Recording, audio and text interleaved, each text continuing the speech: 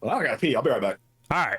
While he's peeing, tonight on the Beefy Boys, Tevin, you can do it. You start it. You can do it. Yeah, okay, so tonight on the Beefy Boys number 98, the big one, we got the new anime season debuts. We're going to talk about those. We got, I guess, Tay watched another Transformers movie. We talk about that. Yeah. The eclipse happened. The world probably didn't end, but who can know? Remains to be seen. Yeah, we'll figure that one out. I also think I'm going to discuss boiled dinner. Important topic. If we have the time, maybe a little what happens here segment. I feel like it's been a while since we did that. So yeah, it's been a little bit. Yeah, we got an exciting night tonight and we got a packed crowd. Some of our greatest young minds in the audience. I'm seeing Alec. I know that's Alec. I'm seeing Alec's Arby's today. I did not. No. I thought about it. Yeah. We'll talk about food. We'll talk about food in a little bit. Let's get into the action, though. Yeah, let's start with the real shit tonight. Let's get into the meat and taters here, if you will. We have the meats. Hey, you god dang right we do. All right, so 2 weeks ago we had our anime preview. We picked some dark horses. I think a fair amount of them have debuted already. Some haven't. We'll circle back around. But we're going to talk about the ones that have. I see Konosuba came out today. I had that queued up to watch it, but I didn't get to it. I haven't watched it yet. Right? I will 100% be watching that one, though. But here's the thing. It's Konosuba. Yeah. Right. So, I mean. Going to be great. Moving on. Season 3 of Slime Isekai. We picked up right where Season 2 ended. A little bit of a slow start, right? It's good to have Slime back, but it is a little bit of a slow start. The show has really it's really hammering on like the political angle of the whole thing at this point. Interesting. Which I still like. I think there's some big pop-off fights this season. But, still very good. Kayfabe peeing. Okay, yeah, that's fine. Tim doing a little inside baseball there on stream chat. Love to see it. Old BTS. It's Slimy's guy, dude. How could it be bad? I never watched the first however many seasons. Well, you should. It's good. Okay. Shoujo Tensei, don't watch that. That's trash. Boku no Hero hasn't started yet. Kaiju 8, which I want to say we were hyped about, has not started yet. That's we'll probably talk about that next week. I wanted to say too, I have a feeling that because Demon Slayer doesn't start until May, that like it might be a 2-core thing after all, and just like one of the cores is shorter, Yeah. So yeah. As far as some surprises, I mean, a potential dark horse was the girls band Cry seems to be doing fairly well considering. Don't get ahead of yourself. We're going in order. I feel like sorting by members instead of sorting by the score is kind of cut. Nah. No, because that's what makes it more fun. Because when we get to the bottom, we find those hidden gems, right? All right. Spice and Wolf. I heard that's like kind of just a remake. I haven't watched it yet, but it's doing real good. Windbreaker. Now, this was the first one that we kind of like. It's Cloverworks, so I'm not going to dare call it a dark horse. But this was the first one where we're like, okay, well, this is interesting. This is new, pretty good. Like it's a very typical like young high schoolers like fighting, right, kind of thing. And it's like how is this 13-year-old so strong? Who knows? But it is Cloverworks. It's very well done. Great story. I want to shout out my favorite character. This woman. Kataha, right? That's a great design. It is a great design, yeah. Kind of the slightly overworked late 20-something, Yeah, I can save her. Actually, he literally does save her, actually. He quite literally saves her, yeah. So, very, very good one. If you, like I'm saying, like I said, if you like shows that are just about like super duper strong high schoolers, are you in luck? So... bullshit. Condition Called Love. That sounds like something we could clip for future blackmail. Probably. Anyway. Hey, this comes as a giant shocker. Eurocamp Season 3 is great. I know. That's who could have known. Here's another shocker. Show debate sucks apparently. I didn't watch it because The design of that character is just so fucking egregious, dude. It's like I've seen all the pictures on Twitter. Before and after. Yeah, I saw before and afters from the manga. They made this little boy thick as fuck. Jesus, the allegations. But they did. They did. Like, and it's not good. Like, I don't want to see that shit. Listen, if you watch that anime, you're getting put on a list. That's really for sure. Well, that's not the first one you're going to put on a list for. We'll talk about it in a second. Yeah, Eurocamp was great. Go Loser Ranger. Now, this was one of the first Dark Horses that I kind of talked about. This was the one about like, so it's kind of a play on like the Power Ranger stuff and the that genre. But in this one, like the monsters, aren't the good guys per se, but it's told from the monsters' perspective. Mm-hmm. This isn't bad, as you can see. It's got a pretty it's got a slightly above average rating. But this show was just very disjointed. Like it didn't quite feel like a fever dream, but it felt like a dream that you have just before you get sick. Does that make sense?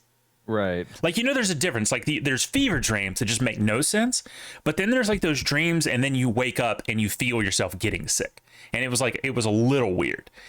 Sure. There was not, it was just strange. It was interesting. I want to see more. It was just strange. And I'm really struggling to try and explain that. It's just like things just happened. And there was narrative, and it had flow to it, but it was like, I don't know. Like I said, it's hard to explain. You'd have to watch it, which I recommend, by the way. Okay. Yeah, so it looks like it's too bad. It was good. Don't know what that is. This was the old people turn young again. Appearance kind of mediocre, but Unnamed Memory. I feel like that was one we talked about. I think this is one Prude hyped up. Oh, the tower and the wife. Yeah. I remember the synopsis. Okay. Synopsis. Okay, it's got synopsis.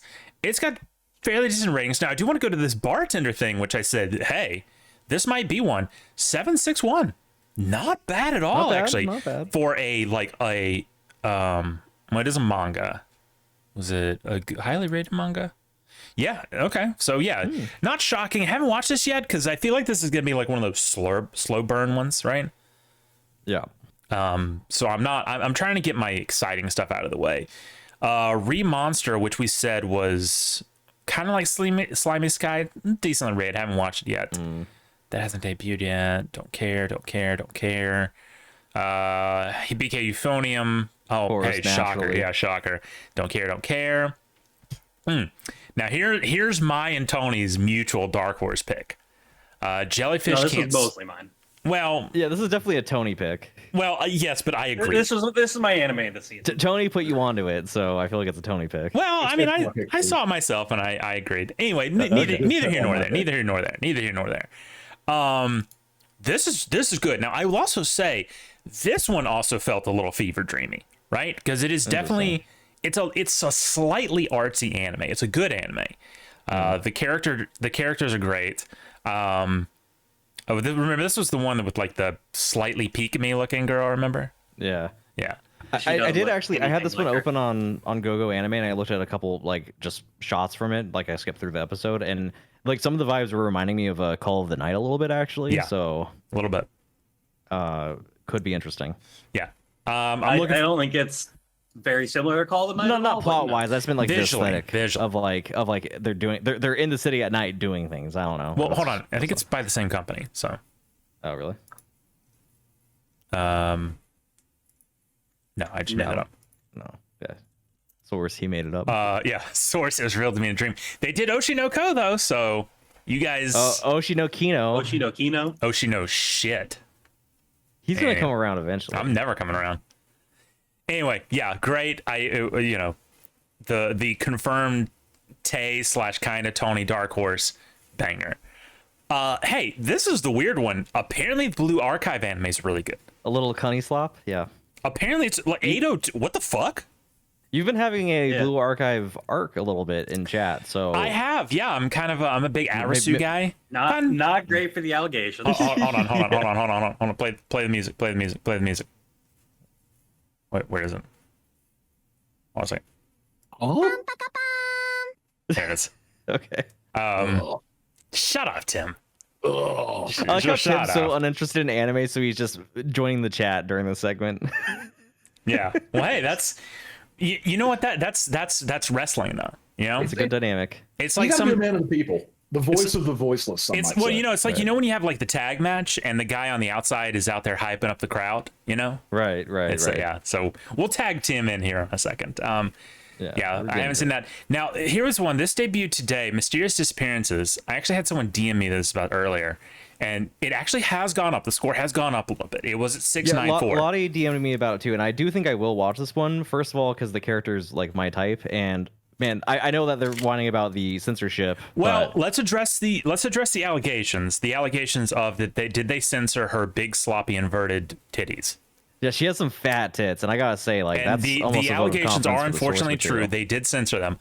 I don't think that's reason to downvote or give a bad rating to a show. Sure. I mean- no, I mean, Maybe it's good otherwise. I understand the disappointment, but yeah, I mean, it's as long as the plot's good. I mean, I can just go read the source material if I want to see the fat tits of the character. So. Right. And actually, if you give it better ratings, right? Maybe it gets more popularity and people make fan art of it. Well, and that's of course the thing with the new season ratings too, is like some of these are subject to change as the season evolves too, like just anyways. So, I don't know about this one after that, but Yeah, I don't. you were hyping up this Train to Nowhere or whatever, right? Yeah, apparently it's pretty decent. I haven't watched it yet, but apparently this was a deep dark horse for me. Yeah. And pretty decent ratings. So Yeah. Now another dark horse right after that the isn't Fable, yeah. shaping out too well. I think we had that discussion though, and we said the animation style looks cheap. Yeah, this one wasn't a high confidence type of thing. It was just like I like the premise, but animation didn't look good, and it's how it goes. That's how it goes. It does. Let's see.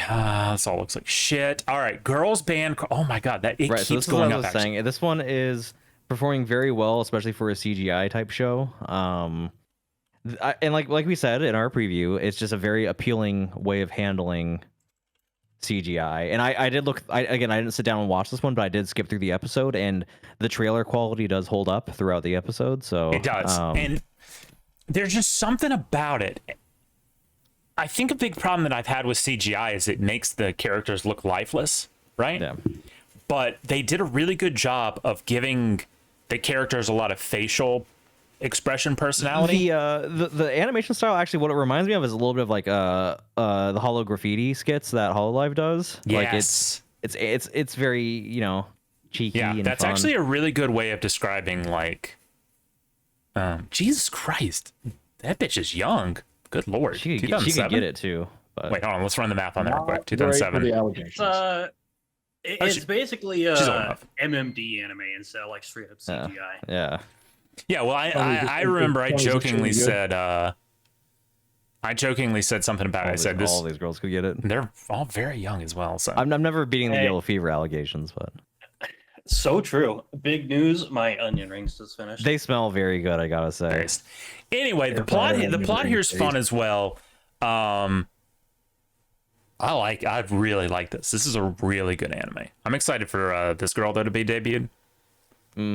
Not being the allegations there, but hey, it's fine. No. Do you get your onion She's rings like or one of your anything? French girls. Okay, I wanted to shout out this real quick, and I don't know if shout out's the right word or just discuss. This anime one. apparently does not have the worst ratings ever, which is concerning. Well, I'm sure there's a demographic that enjoys that show. All right. I just don't think we're the audience. For No. it. What show?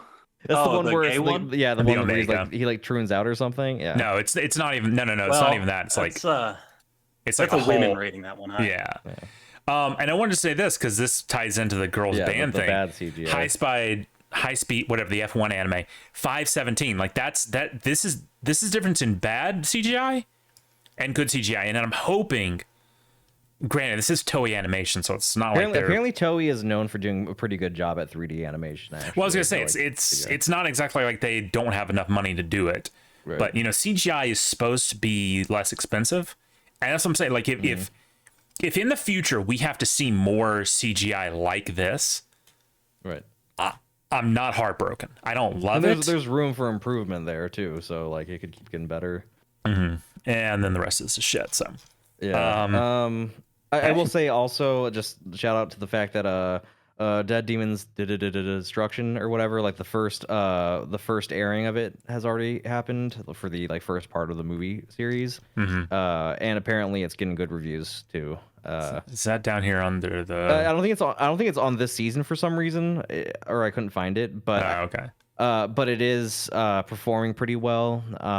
Like I don't think it has enough reviews yet to actually have a score on the site because it's like only it's only airing in Japan, and a lot of actual Japanese people don't use the site. But whenever it hits Blu-ray or something, I will be watching it since I've been a little for it.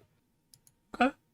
Yeah, so I mean, interesting season for anime, and Hey, I just want to give us a shout out. We were almost like batting 1,000 on Dark Horses. Yeah, no, we did great on the Dark Horses. In fact, hold on. I think with mysterious occurrences or whatever, disappearances, I think with it creeping back up slowly, I think we might actually be like 5 for 5. Yeah. So yeah, we are becoming like the authorities on what is good and not good. We're the trendsetters who you want to tune into for knowing what animes to keep up on. Right. Yeah. Like that Giga guy, forget him. He's a loser.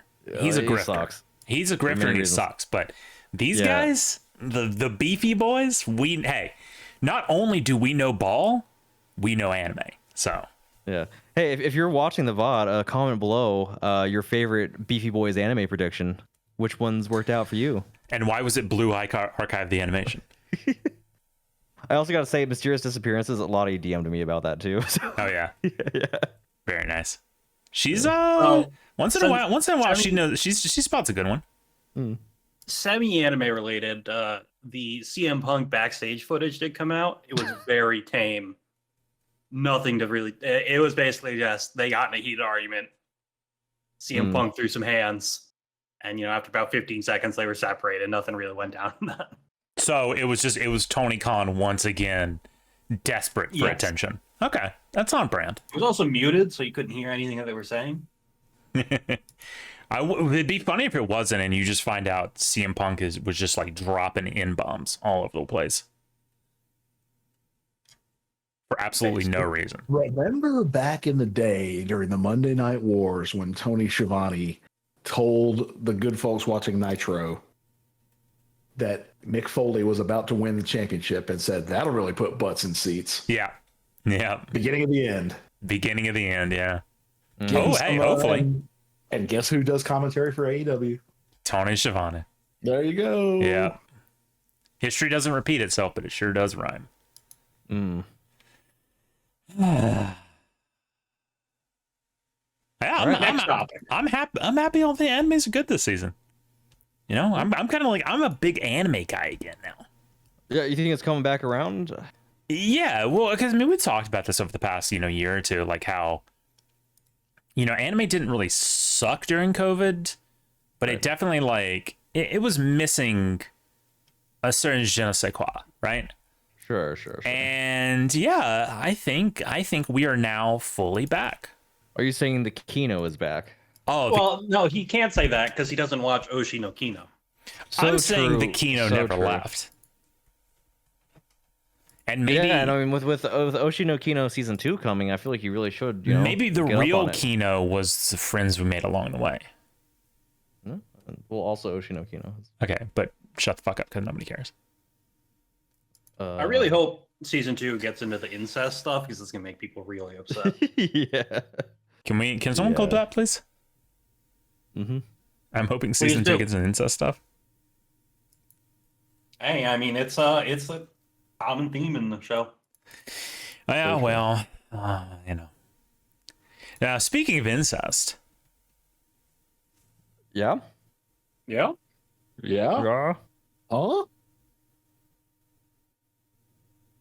Go on. Oh, okay. Dramatic pause. I watched Transformers. I started because I was on the big was a pirate. I did the whole Pirates of the Caribbean, right? And now I've moved on to Transformers.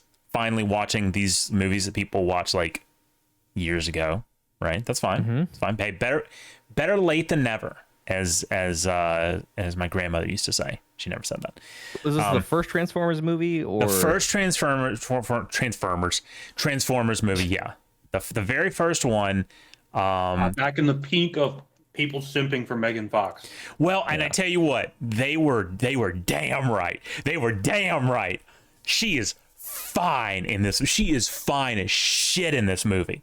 She is.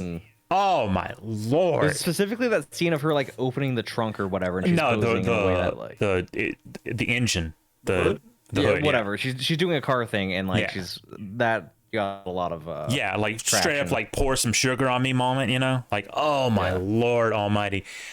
So here's the main thing I was throwing off about Transformers, and some of y'all will get this, some of y'all won't. How much the main character Shia LaBeouf, I don't know, Shia reminds me of our friend Tim, not host Tim, our other friend Tim, like just down to the mannerisms, the way they spoke, everything. It was like 1-to-1. I was like, that's weird. Like I can't get that out of my head, right? Like I'm just, holy shit, that was so weird. They even looked alike a little. Did your other friend Tim also do he will not divide us thing? Not yet. I did. Not yet. Tim did. Our Tim actually had a whole art installation in Abingdon, Virginia of He Will Not Divide Us. That's right. Yeah. Few people know this.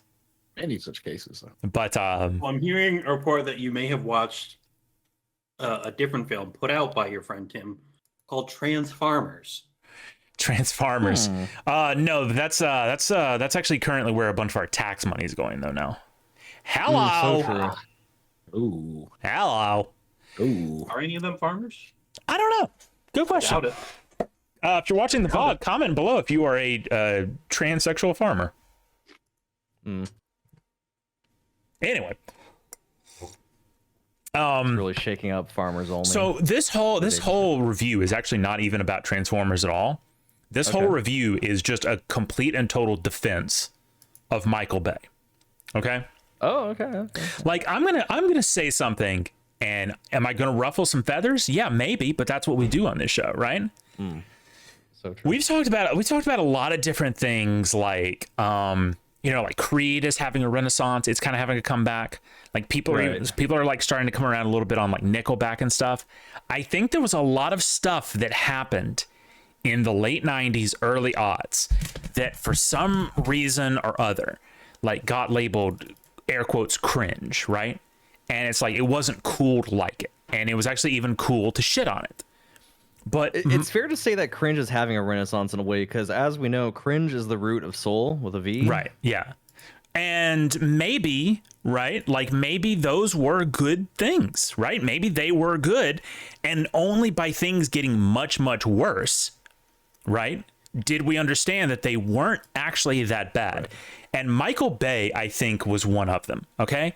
Because Michael Bay movies are good. I said it. And you know what? Yeah. I'll say it again. I'll say it a couple more times. I don't give a shit. Michael Bay movies are actually not terrible. Okay? They fun to watch. They are what they are. Okay? You go in every single time knowing what you're going to get, right? He never surprises you. He never shocks you. He's not going to change. Here's what's going to happen. He's going to be relentlessly and unapologetically super duper pro America, the good version of America, not whatever we're doing right now.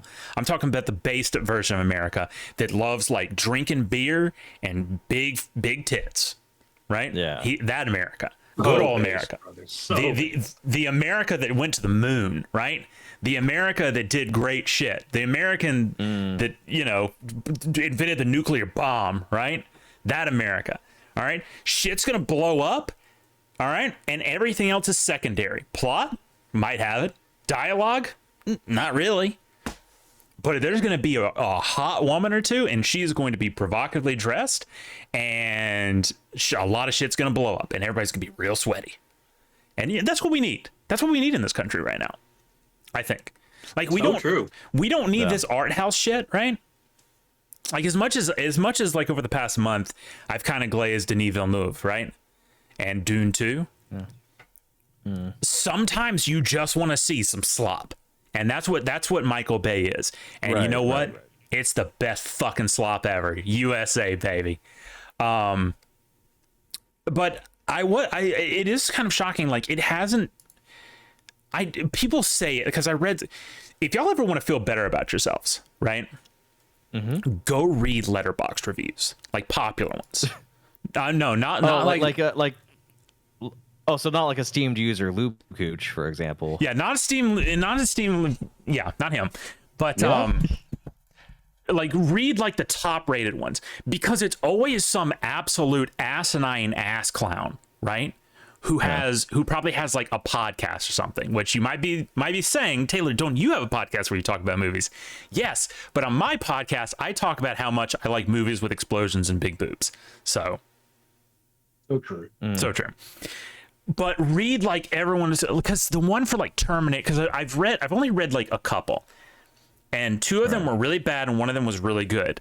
And the one that was really good was something about, it was actually from Dune 2, and they were saying like, thank God that Denis Villeneuve hates dialogue, because everything in the movie is great because of that.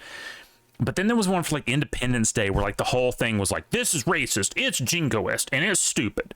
And then that was just Transformers as well. It's like, this is racist, this is jingoist, this is, you know what? I want my movie to be a little jingoist, okay? You don't want to see a jingoist movie? Go fucking watch like a Soviet-Russian film or something, you idiot. You communist. I feel like those are actually pretty nationalistic in nature too, but okay, that's a good point. Yeah. You know what I mean though? Go like, I've never gotten this where it's like, they'll go say it's like, oh, this movie was super jingoist. It's like, okay, then go watch like the 500 other fucking movies that hate this fucking country, right? Yeah, go watch Women's Ghostbusters. Yeah, go watch Women's Ghostbusters. Yeah, go watch the fucking. I was gonna say the Barbie movie, but that was actually the part where you have to like do so. Yeah, that's where you have to like gaslight them and like play by their rules and like insult their media literacy. Like, yeah, the jingoism's the fucking point. Retard. Yeah, I'm doing total death of the author, right? And just completely taking my own right-wing interpretation, right? Like I was gonna say the Barbie movie, right? Like, oh, it's a commentary on feminism. And it's like, no, it's a commentary about how fucking awesome Ken is. Right. That movie was fantastic. Yeah, I love that part when he was Knuff, right? Oh yeah. So, to the actual movie itself, I do have some complaints, but we'll get into it. It lived. I mean, this was like one of the quintessential Michael Bay movies, right? Of course, like there's dialogue, but it only really serves to space out the action. And the dialogue is never like really good. It's funny a lot of the time. It's entertaining and it keeps you engaged, but it's not. If you try and really be like critical of it, it's bad. And even almost kind of like cringy sometimes. But the other complaint was going to be, how do I phrase this? His effects are they don't pop, right? He goes for like this gritty, like real feel. So the way that like the robots like blended into the scene itself, like I want them to stand out a little bit, right? Because the original like toys and characters or whatever were kind of like, they were like bright primary colors and they kind of stood out. But the way that the CGI was done in this movie is like everything just kind of like, I don't want to say muddy, but it was flat, right? And it was like, I get what you're saying, because I feel like a good counterpart to that is like Pacific Rim, where it has like a very pronounced stylized, like it has like the anamorphic look with a lot of lens flares and like colored lighting and stuff. Yeah. Anyways. The Michael Bay way of shooting Transformers looked like news footage, right? Yeah. It was just like you're seeing something, or like something like an edit you'll see on YouTube of like someone's like, oh my god, look at what just happened. And it's like it's CGI, but it's like it's made to look super duper real. I was like, I don't want it to look super real. I want it to look a little out of place, because it gets to this point where your eye isn't really 100% sure where you're supposed to be looking, and it's sometimes you're not even sure what you're supposed to be looking at. for instance, like the Transformers faces, right? Because they were also like uniformly designed in such a way that made sense in context, right? Like you couldn't really, there was no distinguishing features of the face unless you looked real close or unless they were speaking and then you saw the metal lip stuff moving, which wasn't very faithful to the originals because it was just literally just metal faces, right? Right. So that's my second complaint, but I tell you what, man, otherwise, what a great movie. I feel like I remember finding the characterization of Bumblebee or whatever in that movie a little annoying. I don't remember why. I feel wasn't he like the one nonverbal one or something? He was nonverbal until the very end, yeah, and he talked through the radio. So like he would, you know, everything he said would be like a line from a newscast or a song or something. And like that Insidious Beast kind of base. That was actually exactly what I thought as well. Yeah, little heckin' reference. Yeah, it was very that Insidious Beast. And I didn't hate it, and I otherwise liked Bumblebee. I liked all the comedy bits because Bumblebee was involved in a lot of the comedy bits too. Like when they just complain, it's like, oh, this car looks like shit, and then it like threw them out, and they're like, oh, you made it angry, and then it was actually just scanning a different car, so it could just be like this really. Oh, and that was the other thing. Like I was talking last week with Godzilla and product placements. Forget it with this movie, dude. But it made sense at least, right? Like it's a show about cars that transform. How do you not? Right, and the source material was literally just like an advertisement for action figures. So, right, you know, and then versus Godzilla, where it's like a Godzilla movie, but for some reason there's just a random Volvo commercial.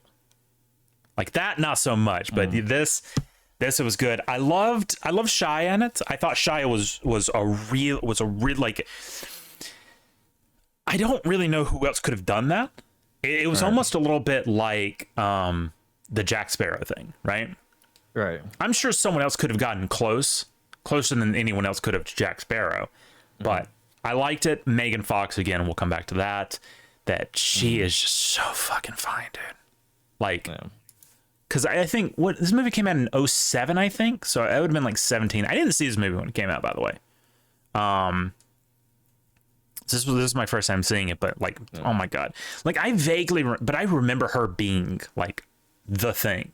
Well, yeah, it can't be ignored that this movie especially kind of put her on the map is like a top of the line like sex symbol celeb, you know, which is fine, except not anymore because she's kind of busted now. Sure, yeah. I mean, you know, these things come and go. Some are more timeless than others. She just had her moment for a couple years back then. She too much work. She married like some crazy insane musician or something, and just she looks awful now, dog. It is so rough. But man, yeah, she's one. I love so much of what I loved about the movie was it goes back to the jingoist thing about Michael Bay movies. And how this dude is just like unapologetically just so American, right? And like every time, like, because it was funny and it was very much a product of its time, because there was a bunch of like Bush references in it, right? Which kind of made me chuckle, and I was like, oh, that's funny. I remember him. That's quaint. Yeah. At this point, oh yeah, that was fun when, you know, that's all we had to worry about. Good times. But and I think back then it would have kind of made me eye roll a little bit, but in retrospect it was fun. It was funny enough. But every time like the government or the military, that was the only time he kind of made fun of Bush. But then every other time that the government or the military was portrayed, it was like, and again, better times, hyper competent, right?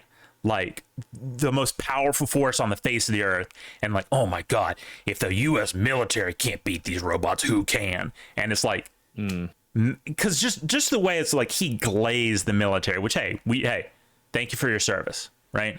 Thank you for your service. But this dude, shut up, you communist bastards. the way this dude glazed the military Relax. is I don't know if it's admirable or depressing. Yeah. Let's see what else. There was some funny moments, and I liked when the fat black guy ran through the glass sliding door. That was hilarious. Yeah, that was another one of those things like that because this one review that I saw, it was literally like I made the offhand comment about a podcaster. The guy was literally a podcaster, and I think it was one of those things where he's like, you know, oh, I explore the intersectionality of blah blah, fucking my fart into my butt or whatever, you know. And his review was essentially like, oh, you know, it's so jingoist and stupid, and oh, the soundtrack, oh my god, fucking this soundtrack is the most 2007 thing. Yeah. I fucked that one up. The most 2007 thing to ever exist. Okay, Linkin Park was on this bitch. The Used was on this bitch. Him was on this bitch. Like it was it was the most 2007 thing possible, and it was just so funny. It was great. It was. Holy shit! It was so good. Every time I would hear like a song, like I'd heard, I want to say "Pretty Deadly." But it's not. That's not what it is. It's a song by the Used. WWE group? No, it's a song by the Used, and it's something deadly or something awesome. I can't remember the name of it. Let's see. The Used. I'm gonna type "Pretty Deadly" and see if it corrects me. No, that just brings up "Pretty Deadly." Wow, that sure is something awful. The Used Transformers. Handsome awkward, pretty handsome awkward. That's what it was. When that music hit, I popped. I audibly popped. I was like, hell yeah, dude. That was my. I love the Used, bro. Love it. I heard, and there was like, you love the Used, huh? What was crazy is like they used a Him song, which I didn't think that Him was ever even that big. So to have been in like a big blockbuster movie, I thought it was just like some obscure Finnish band, which I suppose it still kind of is, but man, what a movie. I can't wait to the next one, honestly. I've heard it goes down in quality afterwards. Like the first, I don't think I saw any of the others, so probably though. The first three I think are all more or less okay, but then the next two I think are pretty terrible, and then after that I think no one even talks about them anymore. Yeah. But I just wish we could have, like, that's the thing, is like I wish movies could be like that again, right? Like I wish we could make a movie and the takeaway from it is I wanted to fuck the love interest and I love my country. Like when I watch a movie, that should be my two takeaways, right? That should be your two takeaways when you watch any film made in America. Yeah. Well, I feel like that was a little bit of like what I liked about was the Mad Max like reboot film, right? Like it was kind of Michael Bay style, and then it was just a pure visual spectacle, and then like it wasn't trying to be like a super serious story, you know, and they did it so well that like but they did it so well. There was a lot of like underlying commentary in that movie on some certain things. There's a little bit of like an environmentalist undercurrent, but it wasn't like, but it wasn't done annoying. Well, yeah, that's the thing. It was done so well that you didn't even really notice it, and then when it was and to be fair, given the setting, like the girl asking who ruined the world or whatever, like whatever that line was, like that makes sense considering they literally live in like a desert apocalypse. You know, right. like I mean, it wasn't too like browbeating in its nature. Yeah, I didn't mind anything about it, and like I said, it was so good. Other than that you didn't. It wasn't forcing you to focus. Like that's how, if you want to tell us, because people talk about like, this is the big argument, right? It's like, oh, games and movies have always been political. Okay, yes, maybe, but they were also above that good, because to make people listen to your message, you have to deliver it in a capsule of entertainment, right? Not the other way around. Your message can't have a little bit of entertainment attached to it. It has to be, because that's the thing. Like people are talking about like, you know, movies in the past, and it's like, oh, they were woke, air quotes, they were political, air quotes, whatever. And it's like, okay, maybe, well, like Star Wars. Like Star Wars was a huge indictment on Vietnam and Korea, whatever, all that bullshit, right? But okay, that's fine. It was it was also really fucking good. It was also amazing. So it has to be entertaining first and foremost, but that's the problem, because people who are super indoctrinated on their stances, and this is a problem with anyone. Even I think even our side can say this as well, that when you get to that level, your art suffers heavily. Yeah, I feel like a big problem right now is they're treating entertainment as like just like a boat, like a medium for just delivering an agenda they want to deliver. Whereas like in the past, when it was incidentally included in the story because it made sense, it was like it was first and foremost about the story and the quality of the art, and then any statements that were made were there, like if they had bearing on real life stuff, it actually enhanced it because it was rooted in something that we have to care about a little bit. And it wasn't just like, oh, we're making this product for the purpose of spreading that message. It's just that this makes the plot more real because there's analogs to these struggles in real life. You know, like there's a difference in like the process of how they're handling it that made it better. Right. Yeah, no, I that's exactly how it should be. But it's not, and it should be again. Now, in Michael Bay's case, I mean, he wasn't even remotely attempting to make any sort of commentary or anything. Yeah. He just wanted to let you know how much he wanted to fuck the U.S. military and Megan Fox, probably at the same time. Right.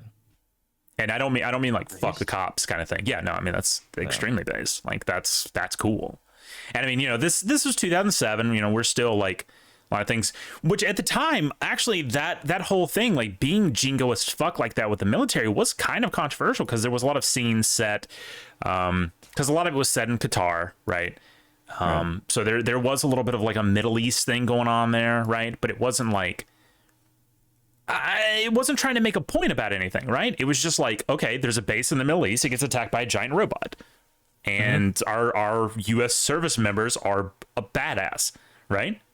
Right. I remember my favorite scene was, and I'm going to say the most Christian nationalist thing I'm ever going to say on this show, but I was watching the one scene. It's not going to be, but oh, it might actually. I was watching the scene, like it was the first scene where they come into contact with like the Scorpion Decepticon or whatever. Which, by the way, I want to touch on because it's not, it has nothing to do with the movie. It's Transformers lore, but I loved back when they had like bad guys with the most bad guy sounding names possible, right? Right. Like they were talking about like, we were betrayed by the Decepticons. It's like, yeah, no shit. Right. You trusted a guy named this fucking Decepticon? Yeah. You're shocked that guy turned out to be the bad guy? It's like the opposite of what we were saying about things like Antifa, where it's like, oh, they call themselves anti-fascists, so they must be the good guys. Yeah. It's like these people call themselves like the baby stompers, and it's like, those are our dudes. Oh, you let Adolf baby rapist, babysit your kid, and he raped the kid? No. How did that happen? How would Adolf baby raper do this?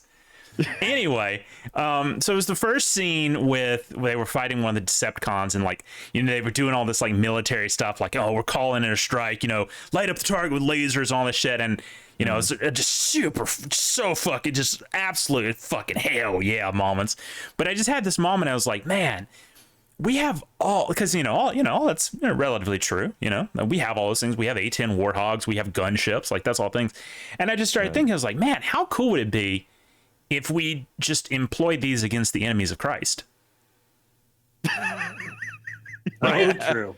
Like what? So like true. Right? Remember the Crusades, right?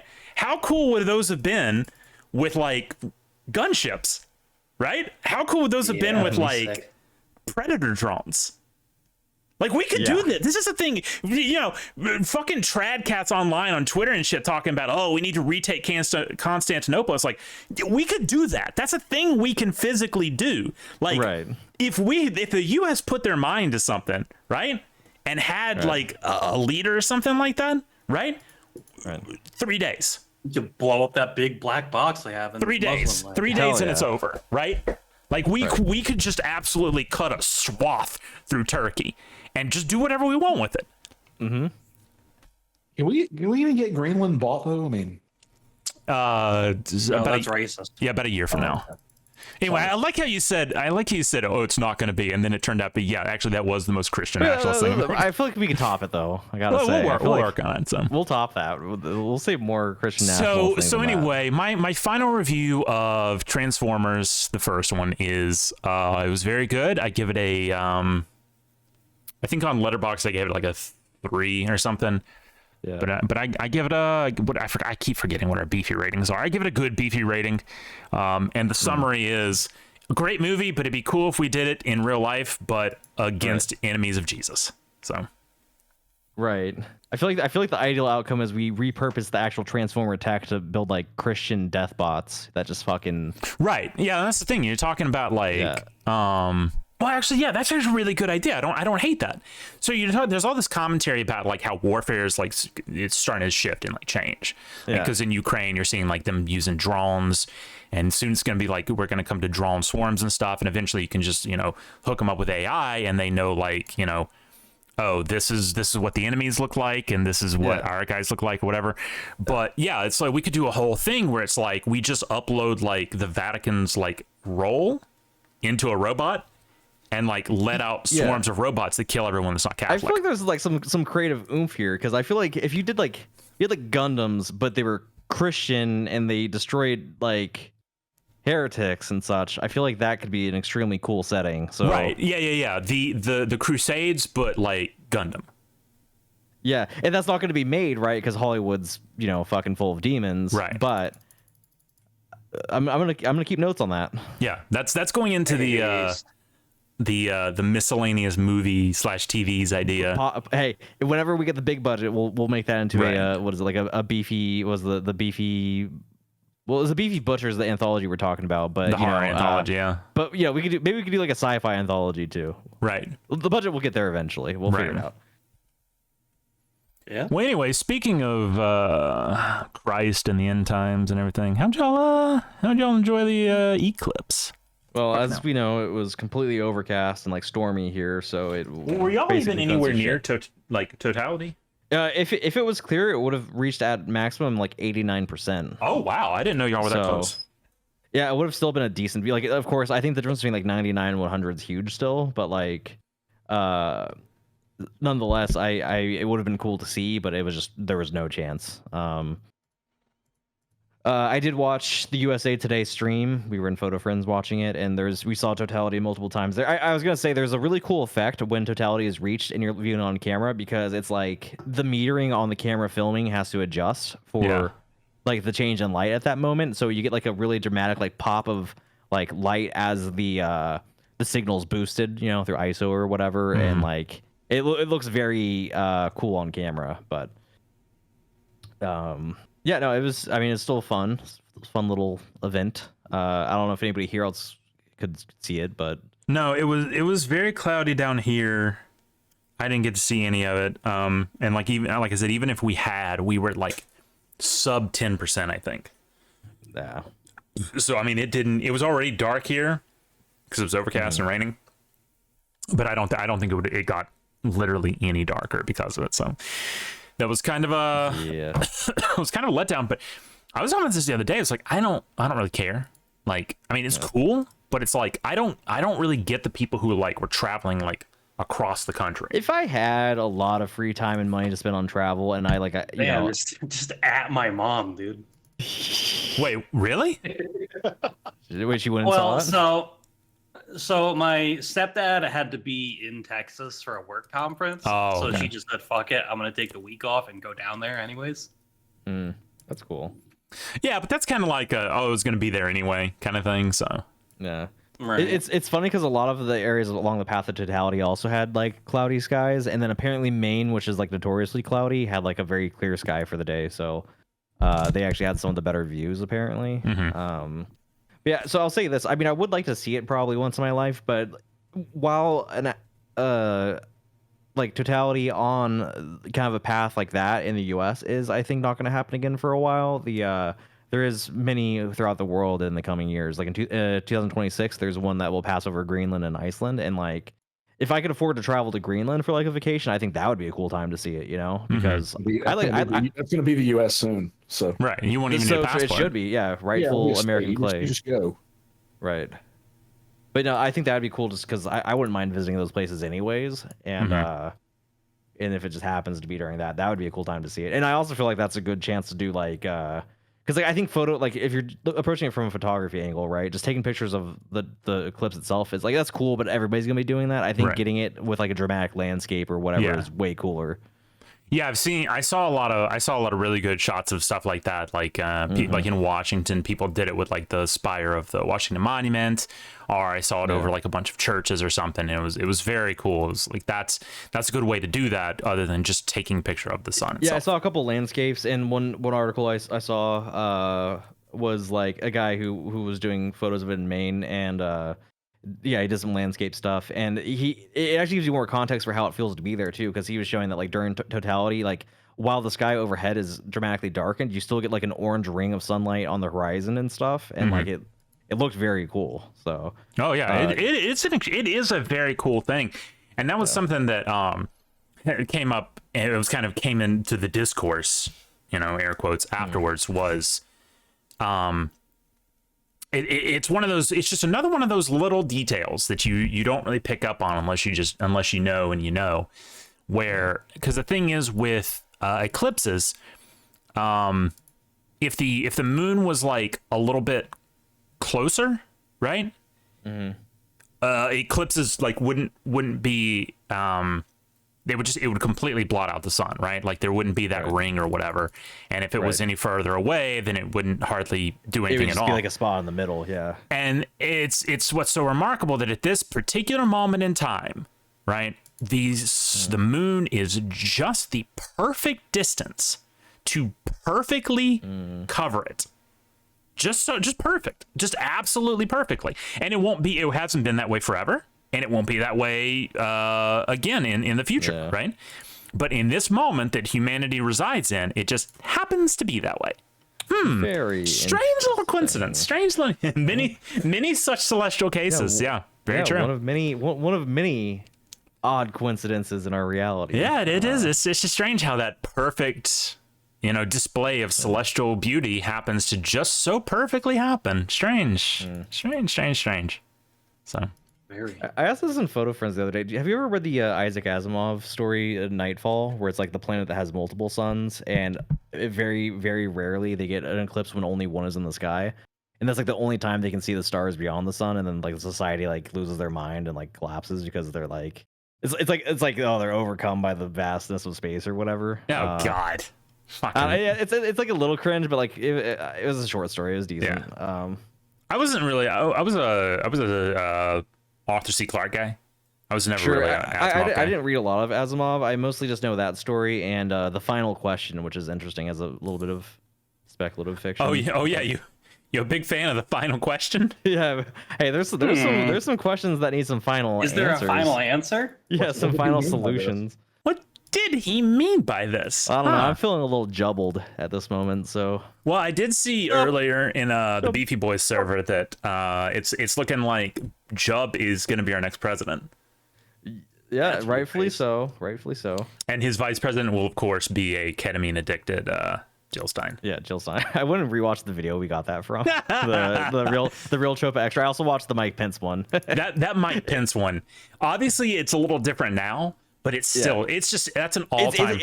That's a channel that's like insane to me that it never got bigger, because I think they were funny and like it was just like a good time. Like I think if they did it now, they would blow up. But well, it's actually a little blackpilling, right? Because like they were legitimately really funny. But you're right, they never made it, and it's a little blackpilling. That's like you look at all the people who have made it, right? Yeah. And they're not in. Yeah, it's like okay, well that's good. You can literally have, because their production values weren't super duper high, but they were. There was effort. But for the sake of a short comedy YouTube video, it was doing fine, especially for that point in time on YouTube. It wasn't like, Yeah. And in fact, the janky like quality of it kind of helped a little bit of the comedy. Yeah, but, it did. It did help a little bit. So, but I mean, yeah, that Mike Pence video is so funny. Yeah, it's just the right amount of like nonsense, and then. Right, because it doesn't. What's so funny about it actually? Is you're right. It's the right amount of nonsense, but then there's a little like cultural tidbit in there, right? That was never really brought up and never had any impact on anything ever again. But like, if you knew it was happening at the time, and then you watch that video, yeah, thank you for linking that. It made sense because they were talking about him at Hamilton, right? And the context was that like right after they had won the election, he went to go see Hamilton, and like everyone on stage like booed him or whatever. Like, I do remember that. Some stupid shit. And it's like, I don't think anyone even remembers that happened. But it's so funny that like there was an entire like song and skit built around it. And yeah, like I said, like unless you just happen to be tuned in to what was going on at that exact moment, like years later you watch that and it probably doesn't make a whole bunch of sense. It's still funny in a really like esoteric way, I suppose. But yeah. For context, anybody listening to this without any visual aids or the chat context, the channel we're talking about is a Real Choppa Extra. They made a video titled Jill Stein and another titled Mike Pence. You'd probably find it on the YouTube Jill Stein one was definitely like a lesser classic, and I want to say it was their first video, so that the Jill Stein one, the Jill Stein one is actually 18,000 views now, which is shocking because I think when we first found it, it was really fucking obscure. No. Let's see what, and what's the other one at? 14K. 14K. When we first started watching it, it was like under 10,000. It was like a couple of thousand views, and that was so crazy to me because it was like, this is literally like one of the funnier things that has come out of like what was already a really funny election cycle. Like this was just that last little bit until things kind of stopped being funny. You know what I mean? Yeah. Like after that, things started becoming very, very, very concerning. But this was one of the last, and it's so funny because he looks so ridiculous. It's like this light blackish. I don't even know if he's fully black. I think he might be a little Latino or something. But yeah, he's got some admixture. He's got this afro thing going on, and actually, you know what? In the Jill Stein one, he actually looks a little mixed. Actually. Yeah. I don't know. Anyway, it's just so funny because he's a strange looking guy. He's got this big afro. He's got like this big bushy handlebar mustache, and he's singing about Mike Pence with his hot dick. Yeah.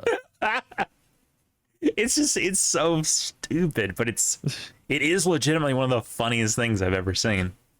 Oh man, 2017 was just a weird, different time. Different time. It's so crazy. I mean, everyone talks about this. Almost ad nauseum, but it really is weird how like I feel like the 90s, right, was an entire decade that really only had like two kind of aesthetics to them, you know? Right. The holdover from the 80s or whatever, and then the 90s kind of started developing their own aesthetic towards the end, and that bled a little bit into the aughts. But then the aughts almost had like a unified aesthetic the entire way through. But once you hit like 12 or 13, it's like every single year had its own individual aesthetic that changed, that and the culture changed. And that every year that goes by, up until about 2020, and then I think things started stagnating again, but in a bad way. Like, it's just so weird because, like, 2014 and 2015 were such polar opposite years. 2015, 2016, 17, 18 kind of, but it's just, everything would just change so fast and would feel so different. Unlike, you could watch something, like, made in 2002 and then watch something made in 2006 and, not really, you know? Right. But if you watch something made in literally, like, November 2016 versus summer of 2017, it's completely different. And you could almost argue it's like an internet thing where it's like the internet has been successful in homogenizing culture, but it also accelerates it, right? So you get like really distinct phases that go quickly. Yeah. And of course, as in the teens, the internet really got like proliferated everywhere because of the smartphones getting really good and stuff. So, but yeah. Well. Speaking of the presidency, though, I will say as an announcement, if you use Discord, there is native poll support now. You just click the button you click to upload images on desktop, and I think also on mobile. Why are we shilling Discord features? Well, I'm just saying because polls are useful. Polls are useful features. Yeah, but to shill a Discord feature, I don't know, dude. Well, a little weird. So the thing is, this is probably the last good feature Discord's going to add, because I think Discord's going to get really shitty in the near future because they're under pressure this year to actually finally turn a profit, and they're like beta testing like ads and like all sorts of other monetization things. So Discord, I mean, I pray for the downfall of Discord, actually. I'm just saying that for the audience we have currently, hopefully they know about the poll functionality, because I think they'll make use of it. Well, I tell you what, how about we poll whether or not you having that boiled dinner was a good idea? It was a very good idea. So for moving into food chat, I don't know if I did anything before boiled dinner this week. However, I did boil some dinner, and now what boiled dinner is, it's a New England tradition, often for St. Patrick's Day, and I happened to find some corned beef brisket at Aldi a couple weeks ago, and it was a good price. And I was like, oh, corned beef, I like corned beef. So I grabbed some of it, and I was thinking about what to do with it. I could have gone fancy and done like a Reuben or something, which also would have been good, and I think probably more agreeable to most people. But I was like, I've never had boiled dinner before, I've boiled some things, but I've never boiled my dinner, So what it is it's basically, because corned beef is quite salty on its own. You boil the corned beef for a while to make it tender, and it leaches out a lot of the salt into like the broth that forms. And then you add veggies towards the end so they soften up.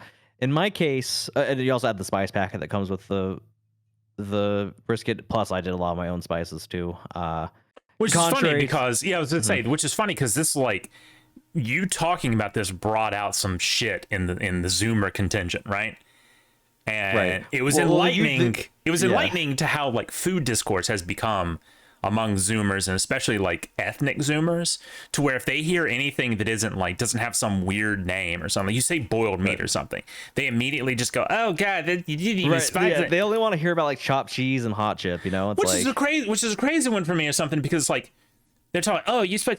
My brother in Christ, white people literally like found new lands just to take their spices. What the hell are you talking about? It's like they think because you boil something, it can't have flavor or spices. It's like, no, there's a lot of boiled dishes that have a lot of flavor. It's like, I don't know. It's just. Which, by the way, I'm not backing what you did here.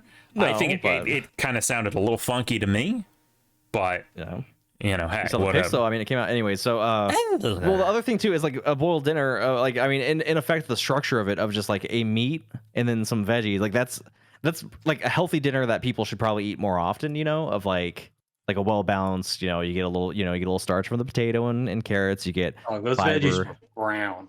They weren't brown. That's just what boiled veggies look like. They're just a little bit more translucent. They're nasty looking. Okay, but you don't eat veggies anyways. They can be as bright as possible. You'd be like, "Ew, I don't eat veggies." At least when they're colorful, they're kind of entertaining, and when they're fucking like boiled, colorless, and soulless. The thing is, in order for you to get the cabbage tender, which is what you want, because you want it to be fork tender to eat with the beef, it has to be boiled to a point where it becomes kind of translucent and loses some of its pizzazz color-wise. Oh, now you're eating trans cabbage. Interesting. Huh? God, they're transing the cabbages. Anyways, what I did though was around the point where I added the veggies, is I then took out the beef and then I broiled it to brown it, and then after I was done broiling it for browning, I added a glaze consisting of Dijon mustard, brown sugar, a lot of black pepper, dill, and stuff like that. And it gave it a very good kind of tangy, sweet flavor. And I baked it a little bit after that, and it became like a glaze on it. And that meat fucked. I'm not gonna lie, it was really good. Yeah, when you talked about the glaze, that actually did sound kind of good. Yeah, so. And I posted a picture of it with the meat when it was done, like in the browning glazing process. And so sure, the veggies are they're boiled, but in a salty, flavorful broth that you kind of ladle over the whole thing at the end. And yeah, so Dog has a giant ass tray filled with nasty looking veggies that he's been forcing himself to eat for basically. I haven't been forced. It's not hard because it tastes very good. I really like this cabbage in general. So I feel like I heard some regret on day two. We'll get into that. But also, I see Joseph said, "Why would you brown beef before you boiled it?" And the answer is, I didn't brown the beef before I boiled it. I boiled the beef because corned beef, you do the boiling first in boiled dinner to leach out the salt into the broth, so the corned beef isn't too I'm gonna boil your beef, honey. And then Get his what I ass. did is, as the meat was tender, I pulled it out, then did the broiling and browning and glazing and stuff, and that's while And the veggies cooked in the broth. fucking big glazing So queer. it was the opposite Get his of ass. what he thinks happened. Although also in stew preparation, it's very common to brown the meat before you essentially boil it, because in stews you brown up like chuck roast, for example, and then you braise it, which is essentially boiling just with less liquid. So it's not uncommon to do it the other way too. This is kind of like what you're saying though. I feel like maybe Zoomers just don't understand how like home cooked meals work. You know, like Yeah, I think that has something to do with it. like something about like they don't understand like how for most of human history braises and boils and stews and soups are probably one of the most common ways to eat. Mm-hmm. Yeah, but have you considered old thing bad? He has a point. Maybe. Well, so that's the thing, Joseph. You said, I meant to say why boil before brown. That's because again, in the process described here, because it's more of a soupy broth than a stewy broth. As someone who got to see it hands on and see the tub of shit he's got in the fridge, it's more of a poopy. Jesus Christ, okay. Get his ass, dude. Okay, so, considering who's speaking, we have to have a critical interpretation of what Tony's saying, because Tony doesn't like shit. Okay, so I'll go take a picture right now. you can, but I mean, it doesn't look great just in that thing, but it is boiled veggies, right? Anyways, I mean, there's pictures in food chat you can look at as well if anybody wants to reference it, and I also posted on the Photo Friends so they can see it as well. Anyways, my point being, okay. So what I'm saying to Joseph is, because of the unique quality of corned beef, where you have to leach the salt out first for this preparation, you want to boil it first, and then getting the glaze on it after the fact. Like if I put the glaze in the broth, if I did the glazing step first, it would leach all the glaze into the broth, which isn't what I want. I want like a discrete layer of glaze and browning separate from the brothy vegetables. So it had to happen that way. That's what I'm saying, is depending on the recipe, you can go boil or brown and boil. You know, it just depends. In this preparation, it made sense to go boil then brown. But all to say, right? Why do I have a ping in there? In their side chat, I have a ping. It's Alex saying here. He's quoting my post. Okay. It was quite good. It's nutritious. Also a lot of fiber. Very nice shits as a result. Jesus, dude. What the fuck? What? It's food chat, not shit chat. Sure, but I'm just saying, when you have a nice, set of veggies in your meal, that's one of the discrete, like the actual benefits of that meal. But I'm the old one here. Okay, fuck off. I'm just saying, all to say, it's a wholesome meal. It's nutritious. It was cheap per serving, because the couple pounds, it's like 2.5 pounds of corned beef, which I should have bought 2 for the amount of veggies I used, or I should have used less veggies because I did make too much. I did save a lot of the excess in the freezer. And I'll just cook it with future, or I'll reheat it with like future meat hunks of some kind. But all to say, it was good. It's fed me for several days, and yes, I mean, like anything, you do get tired of it after a few days, but it has been pretty good. I'm still laughing about your Changa thing that time. Yeah, you were eating Changas for like a solid week. Yeah, I think that was definitely more dire than this, because I wasn't only eating Changas that whole week. I was eating them for every meal that week, pretty much. Like, because this boiled dinner, I've been eating a serving of it per day, right? Because there wasn't actually that much meat, so I've been doing like lighter meat, more veggies to try to make up for that. And I've just been having one serving and then maybe like a snack or like another smaller meal. Like yesterday, I finished off some hot dogs that I had to polish off. So, well, hot dog. Yeah, hot dog. All to say this. Well, let's just say other things this week. I tried. Well, you tried some Oreos too, Tony, but I tried the peanut butter chocolate like pie or whatever flavor. They're pretty good. Also, on that trip to Walmart, I got some other things to try. I was drinking before the show because the sports show dragged on. I was drinking some Ghost sour green apple Warheads flavor, and that's a very good flavor in my opinion. Very bold. Green apple flavor. Love green apple. So I do recommend that. I also, in light of all the movie theater talk lately, I picked up some popcorn, some like microwave popcorn. Right. Had some of that earlier. Very good. It's been a while since I had popcorn. Satisfying. So yeah. Otherwise, not the most adventurous. I don't think we went out at all this week, did we, Tony? We did. Oh, we did. Where'd we go? Taco Bell. Oh, was Taco Hell? Yeah. Okay. No, that's good. That was actually That's before when we the got boiled the dinner. Oreos. Oh yeah. Okay, I forgot about Taco Hell, and I will say Taco Hell.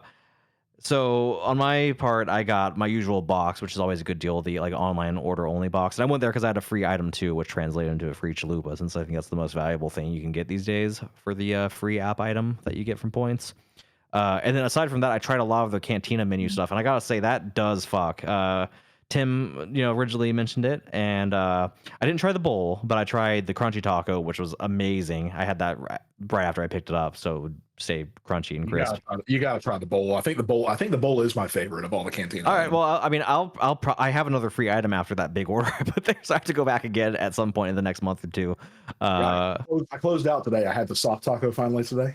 Yeah. I think I'm bowl then quesadilla then the tacos. The quesadilla fucks. I'm a fan. Yeah, I liked the current offerings. I tried enough that if I went back, I'd probably get another crunchy taco just because I really liked it, and then I'd try like the bowl and the quesadilla for good measure. I think everything on the menu is going to be pretty good. It's just a good concept, and I do think even though they charge for extra sauces, at least for stuff that's the size of the tacos or maybe the quesadilla, the one packet, because it's like a double size packet compared to their usual ones. It's enough sauce for those items. And it is a very good sauce, I will say. So, like by Taco Bell standards, at least, So very satisfying. Trip to Taco Bell. And so that all that said, though, since Tony had some Oreos and some Taco Bell and some other things, how about you talk about what you had this week? Oh wow, just throwing it on me like that. What Yep. did I have this week? Well, obviously I had the Taco Bell, which is the standard Doritos Locos Tacos. That's the one thing you eat there. Yeah. Yeah. So I tried. Old boy over here didn't want to try the new Doritos, or the new Oreos because they were like less value than the normal boxes. Yeah. So of course, me being the bigger that would, I did go in on both of them. I got the Dirt Cup Oreos and the Churro Oreos. Right. You also The got Churro the Oreos. toffee. Yeah. Yeah, but those aren't new. Yeah, we've had them before, but The Churro Oreos, they're just kind of like a very cinnamon cookie. They're not bad. They're pretty good. yeah, I tried both, I and I guess thought that's they what were you'd both expect. okay. But yeah. And the Dirt Cup ones, they're essentially just Oreos with chocolate cream. They're not really special. Mhm. It's kind of Yeah. disappointing. Yeah, they were very kind of mid. And then tonight you had some onion rings, yeah. I did. Oh, I also at Walmart got their like garlic and herbs bread. Yeah, there's a Very lot of breads similar on to, sale. yeah, very similar to Subway's garlic and herbs bread. Well, I was just kind of a fan of that. Yeah, well. Anything else you did this week as far as? Not really. Okay. What about your Mania meals? What did you pick for Mania? What did I have? I think I had chicken nuggets one night. Yeah, I do remember at least one of the nights you had that big plate of chicken nuggets and your barbecue sauce. Yeah, Yeah. which is based. I'm gonna blow you all out of the water in my Mania meal. Okay, well, this might be a good chance for you to segue into your weekend food, and then we can go to Tim and. Yeah, Tay's weekend food where he had air and water and sunlight. So For WrestleMania I went and I got some ribs. Not at the place we went last year because, like I said, it got sold and moved to Kentucky or something. But different place. But I mean, just as good. Got the ribs. They do a decent fry. It's not as good as the old place. I gotta stop comparing to the old place. The old place is gone. It's moved on. Gotta accept it. Rest in peace. Yeah, rest in peace. You always hate it. You always hate it when like your go-to ain't there no more. It's rough. It's rough. Yeah, but thankfully a new place, pretty much equidistance, if not even a little bit closer. Yeah, the real good ribs. Very meaty, very soft. because I mean I've had some ribs before that have been a little tough, and it is not good. So we had those actually both nights. We got 2 racks. Heavily recommend that. Fries were good. Onion rings, onion rings do something to me. I don't quite know what it is, but like they have a taste, and you feel them afterwards. And it seems to be most onion rings. I think it might be something when they do like a really greasy batter. I think that's what it is. I will say onions for some reason or onion rings do for some reason compared to most appetizers, like the oil slick effect is more pronounced from them. Like they do feel more notably like greasy relative to their amount of substance, if that makes sense. Well, I think it's like the battered ones like that.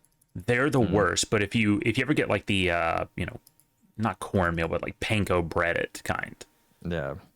They're not as bad because they end up being in net less greasy. So right. That was pretty much it. I finally tried a Mandarin Doritos. Yeah. I think I Now, prefer when I you get the prefer fruit punch. Doritos, you go the traditional like glass thing of it. Well, I get it at Walmart, and Walmart only has the Mandarin in glass. They have the let's see. They have the what am I trying to say? The fruit punch in plastic. And it's fine. Yeah, the Mandarin in the glass, I think that might have had a little bit to do with it. I would like to try the Mandarin not in the glass to see if that had any real effect on the taste profile. But because I haven't been to the Mexican place in a while. I think when I start going back there, next time I go there, I think that might be my go-to. I think I might get that because I'm usually a sweet tea guy, right? Right. So I think getting Doritos might be my go-to. Have you tried it? Have you tried No, horchata yet? No. No, horchata's gross. Don't do that. Horchata is horchata pretty good. guy. I like horchata. I don't drink it that often, but it's good. I'm like number one. So my horchata reason guy. of bringing that up, Tay, was that I recently discovered they sell 2 liters of Doritos, and it's in similarly shaped 2-liter bottles, which was like, oh, that's weird. Well, yeah, that's what I get the what am I trying to say? That's what I get the fruit punch in. Yeah, in 2-liter. Bold. Yeah, Very bold. it's good. Yeah. I will say, I think the Mandarin Doritos might have been my least favorite back when I drank it a little bit more often. I had a lot of it when I was living in Texas for some reason. We all know why. Yeah. Get his ass. So is that your week in food, Tay? Or you got That was pretty much it from me, I think. Yeah, I mean, y'all know you boys on the bullshit. Yeah. I had some Checkers fries last week. And, the frozen ones, or No, from the store. Really? Okay. I was Yeah, out. that tied you over for a month? Their What frozen ones are surprisingly good What are we too, doing though. here? What is this? Are you mocking me? He's joking about your. You mocking me trying to lose weight? Yeah. I don't know. Here's the thing. I feel like I'd respect you more if you were like packing down thousands of calories a day and still losing weight. Yeah, Oh, but I mean, so you're saying you want him to do it on hard mode? I gotcha. Yeah. Right. Well, unfortunately, that's not how it works. Like, I need you to be out there, like, tweeting the inspirational anime quotes while you do some absurd workout. Yeah. So true. So true. Many are saying this. Well, I am curious. What did Tim have this week? I didn't even go too adventurous during the week. I do have an adventure coming up. What day is it? Mm-hmm. Well, tomorrow I'm going to Texas Roadhouse. Ooh. Hey, Got a little group gathering. We'll be at Texas Roadhouse in Bristol. Yeah. And I got a little country club dinner on the West Virginia border. That'll be Friday night's adventure. Mm. So I've got some stuff coming. But the mania food was I hit up the Hut. Oh. Is that right? HUD? So I did the I split it up over 2 days. Like I got enough food to last like a day and a half, really. And then I filled in the gaps with a comfort food pasta that I have loved since I was a kid. So I just made it for myself for one of the nights. Would you But I say did no really one well. can outbeat the Hut? I got a pan pizza, which I have not done in a long time. Went for the pan pizza. Bold. Mm. No, I Not a do big mine. pizza guy. I know we give Tony a hard time for his tastes in food because they're absolutely terrible in most cases. Correct. So true. They're absolutely correct. I do my pizza a little funky. Reason for it being I'm not fully like lactose intolerant, but it's got about a 50-50 chance of shooting me to hell. So I do order light cheese. I do light cheese, heavy sauce on my pizza. Is the way I get it from the hut. Oh, I would never do that. Oh, never heavy sauce. That fucks up the ratios. Mm. And go pepperoni, mushroom, and onion. That's kind of like my go-to pizza. See, I used to do no cheese at all when I was in high school, particularly when I was in baseball shape. If I ate any kind of cheese, it would just run through me like shit to a Christmas goose. Mm. And the outcome was just never good. So I'm back to where I can eat mozzarella and American cheese and like the what you call like the Velveeta slop cheese. I can actually handle that. Mm. A lot of the like more rich cheeses will just it'll put me on the shitter for an hour. Yeah. But it's nothing that like if it's worth it like for a good meal, I'll bite the bullet. Like I'll take the risk. Yeah. So I went with one of those. It was pretty good pan pizza. I think I prefer the thin crust still, but it was nice to kind of change things up a little bit. It wasn't like overly greasy or bad. It was actually pretty tasty. Mm-hmm. And then I hit up for the Saturday option. I hit up the $7 deals menu. Ooh. I got their the Italian meats pasta that they do. Oh yeah. You got the Pizza Hut pasta. So it's penne. It's just like bullshit penne pasta, right? With their pizza, it's got their pizza sauce. It's got their pepperoni, like the same pepperoni that you put in the on the pizzas. Some ground beef and all that. It's like a who's who of the best staple Pizza Hut ingredients. I feel like as far as pizza spot pasta goes, I feel like theirs was notably better than the others, if I recall. I would agree with that. I think Pizza Hut's pasta has always been pretty decent. Yeah. I don't like their chicken Alfredo whatever pasta. I like just to give me the red Italian meats pasta, and I'm good with it. Right. And I did get I got the little mini Cinnabon rolls. Just it's been so long since I've had a Cinnabon. Oh yeah. Cinnabon guy. Big Cinnabon guy. So have you ever is there a Schlotzsky's in your area down there? Oh, don't talk to me about Schlotzsky's, bro. Well, I'm not going there for let me cook for a sec here. So there's a spin-off of Schlotzsky's called Schlotzsky's Austin Eatery. And it's like a more Texas twist on the traditional Schlotzsky's menu. I think I had it once in Texas, but I don't remember anything about it. They had like some kind of chicken avocado thing that I used to get from there, like some kind of flatbread sandwich that was really good. But they had Cinnabon inside the Schlotzsky's Austin Eatery. Interesting. And you could order this. You could order just the center cut of the Cinnabon, so you just forget the shell on the outside, just the dry part. Yeah, you get the good stuff. Just the good shit in the middle. I would just tear that bitch up. Yeah, that was like my favorite thing in the world. Mm-hmm. And then have I covered my pasta dish that I make with y'all? I think you probably mentioned it before, but I couldn't quote it back to you. I feel like it's been a while. It's real easy. It's just something that my mom used to make for me when I was a kid, and I just always liked it, so I made her teach me how to do it. But it's probably the biggest difference now is I don't do my pasta on the stovetop anymore. I do it in a pressure cooker. Interesting. Just enough water to cover because it's easier maintenance, and I basically turn everything into a one pot that way. So I do a just rotini pasta. You can do penne. You can do whatever you want, really. You can do tortellini if you really want it. I don't give a shit. Mm-hmm. Prep your pasta however you ordinarily would. I strain the water out, of course. And then dump a can of Campbell's cream of chicken and herbs soup in that bastard. Base. You can use a little bit of milk or cheese to thicken it up to your choice and kind of stir that shit all together. If you really want to go bold, get yourself a rotisserie chicken from Publix or what have you and shred that thing up. Ooh. So if you want a little protein in your pasta. And just add lemon pepper to taste. It's super easy, super cheap, super filling. Yeah. Sounds pretty good. It's just always been a comfort food for me. I just like it. I've been thinking more about pasta lately too. Like I've been wanting to experiment with some more like pasta salad type formulas, like with like chicken and stuff. I do like that format of food. It's just an easy thing to make, and you can get like veggies and stuff in there pretty easily, and it still tastes good. Also, though, so was that your whole weekend food, or you got anything else going on? No, I didn't really do anything too terribly adventurous during the week. Most of my my big stuff's coming in the next 2 days, so I'll have some trip reports on for next show. I see. It does.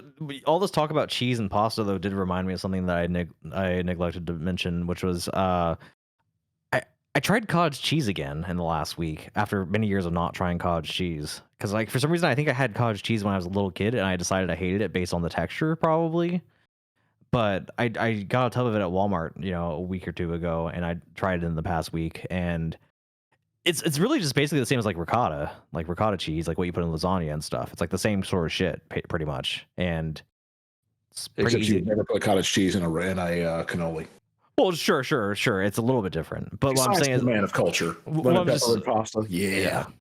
Well, so yeah, I just all to say that like texture wise, it's not too dissimilar from ricotta, and flavor wise, it's not too far off, and it's pretty versatile. And like I like that you can just get a scoop of it and put it as a side with something for a little protein boost, and it goes well with fruit or savory applications. Like I made some of my my like tortellini or whatever from Aldi the other day and added veggies, and it's like okay, but maybe a little extra protein would be nice, and the cottage cheese came in clutch because you could even include it in the sauce if you want, just to incorporate it in as a cheesy factor. But you could also just put it on the side, and it's like, it goes well with pasta. And I can see it going well with a lot of other shit too. So actually surprised at how much I like the cottage cheese. So I'll probably continue buying it. It is very like the nutrition on it's great. Like the amount of protein for the calories is really good, and it's cheap. So, I also wanted to say, and I think Tay can agree with this because I think he's been hungering for it too, but there's been a lot of Arby's talk,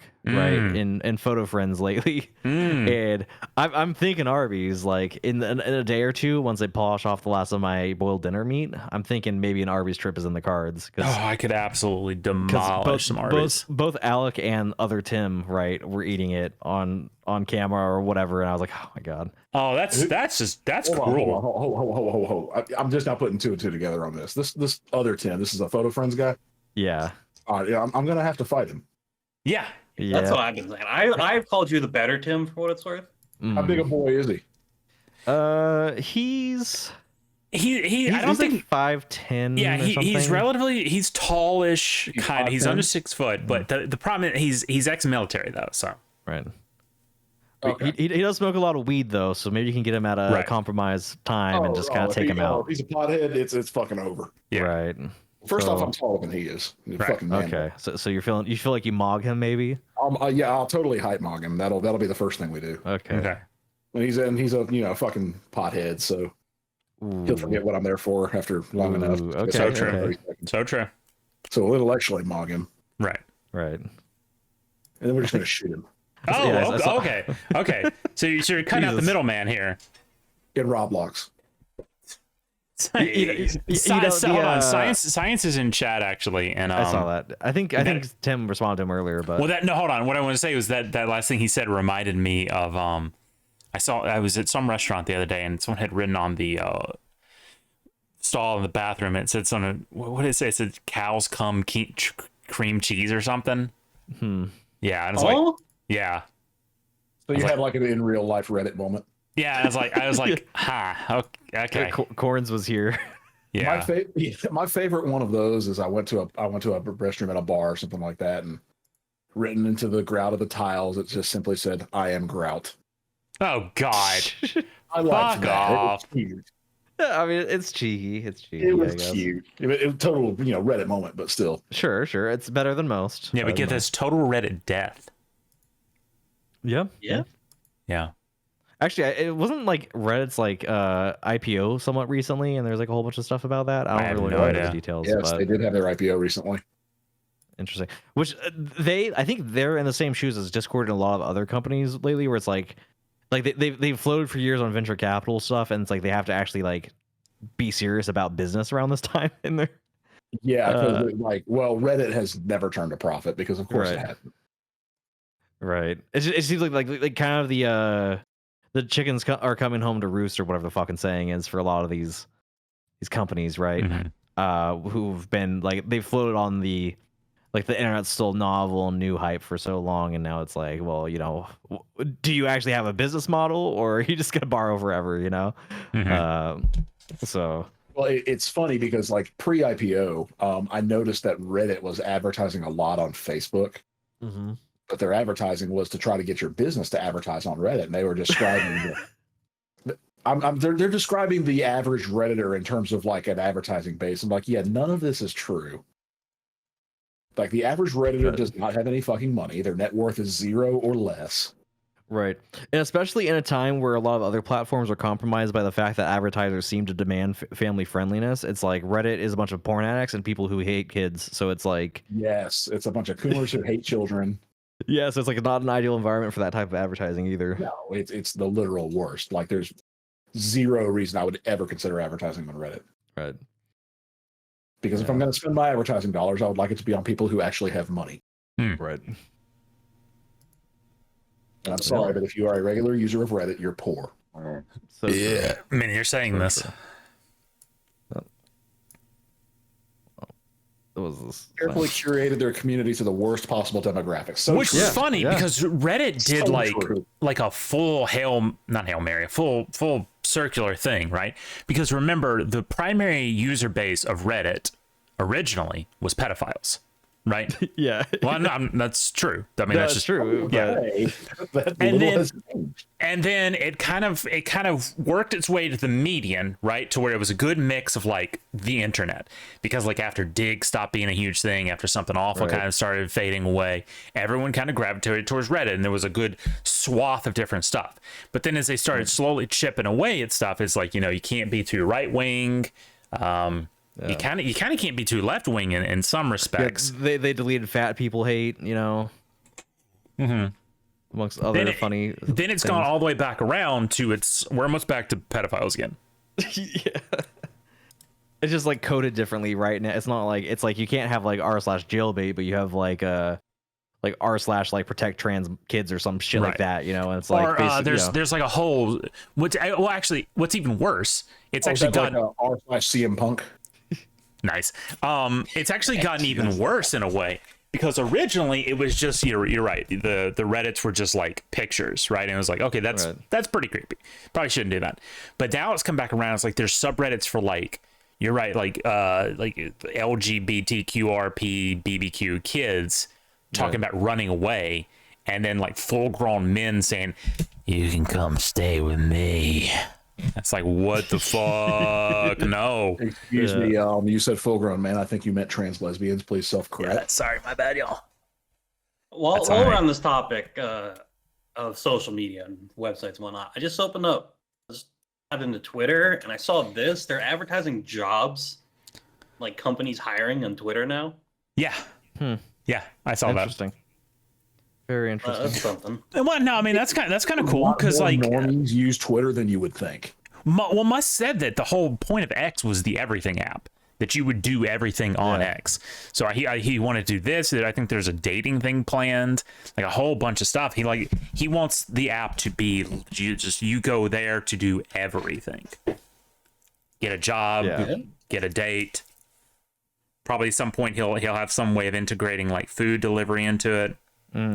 It's just kind of reinventing the original technology of being able to order pizza through EverQuest. Right. Yeah, dude, that was so based. Yeah, that's where you go with that one. Huh?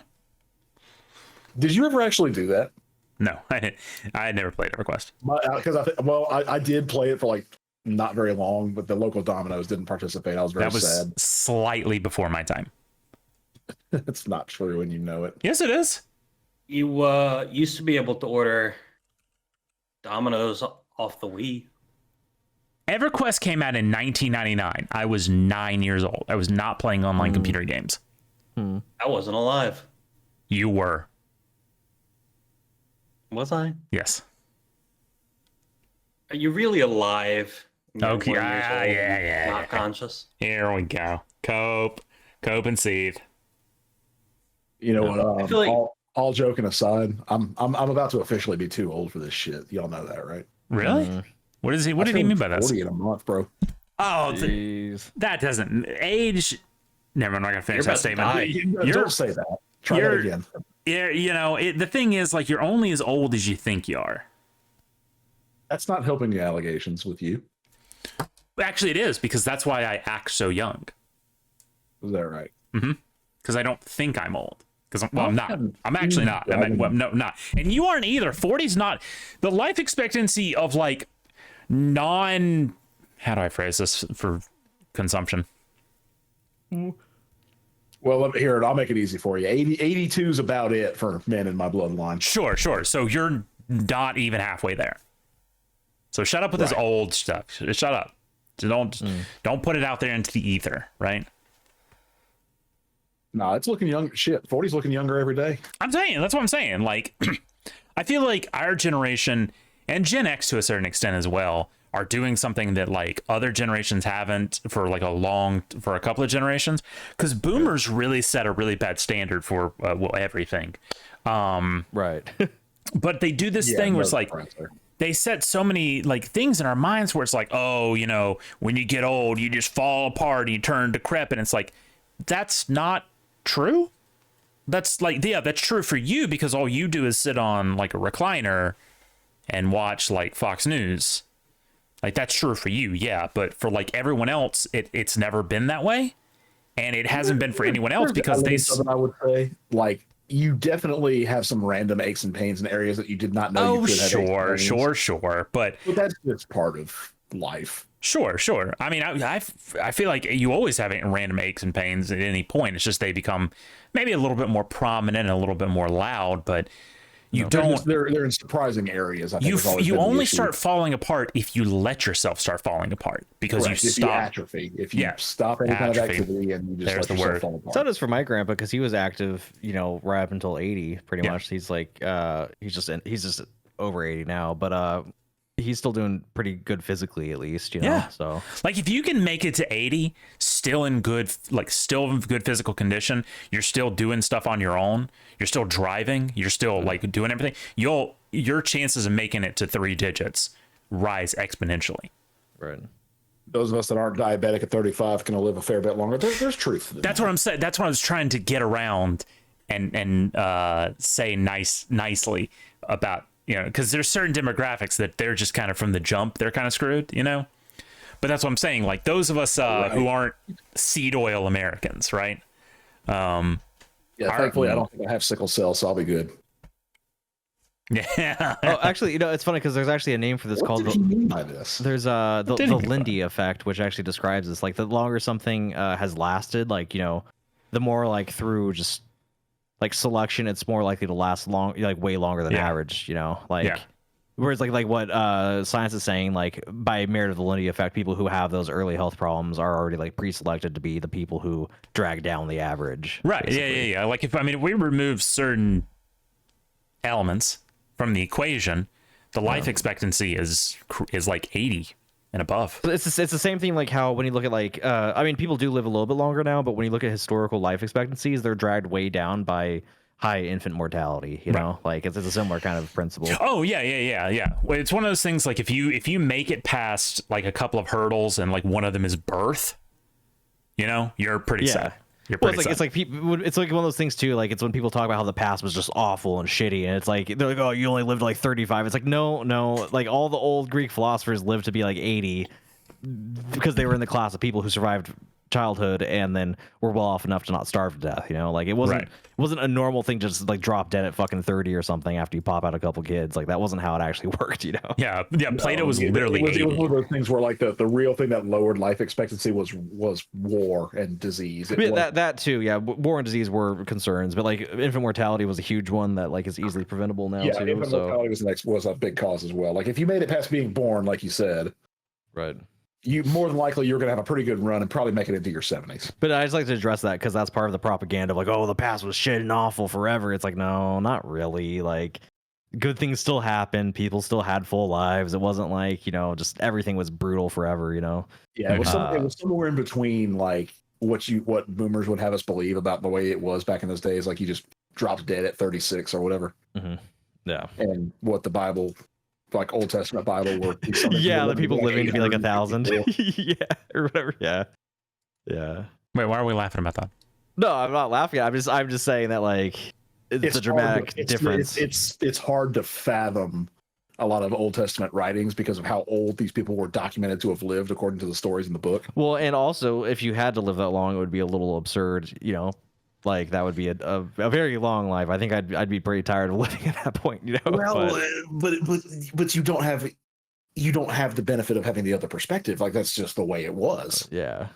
Yeah, man. You know, hey, maybe it's just pretty cool to live that long. You know, maybe they didn't come. Maybe they were just like, cool you know, woke up and it's like, what's today? And you turning 300, and it's like, better get out and herd my lambs.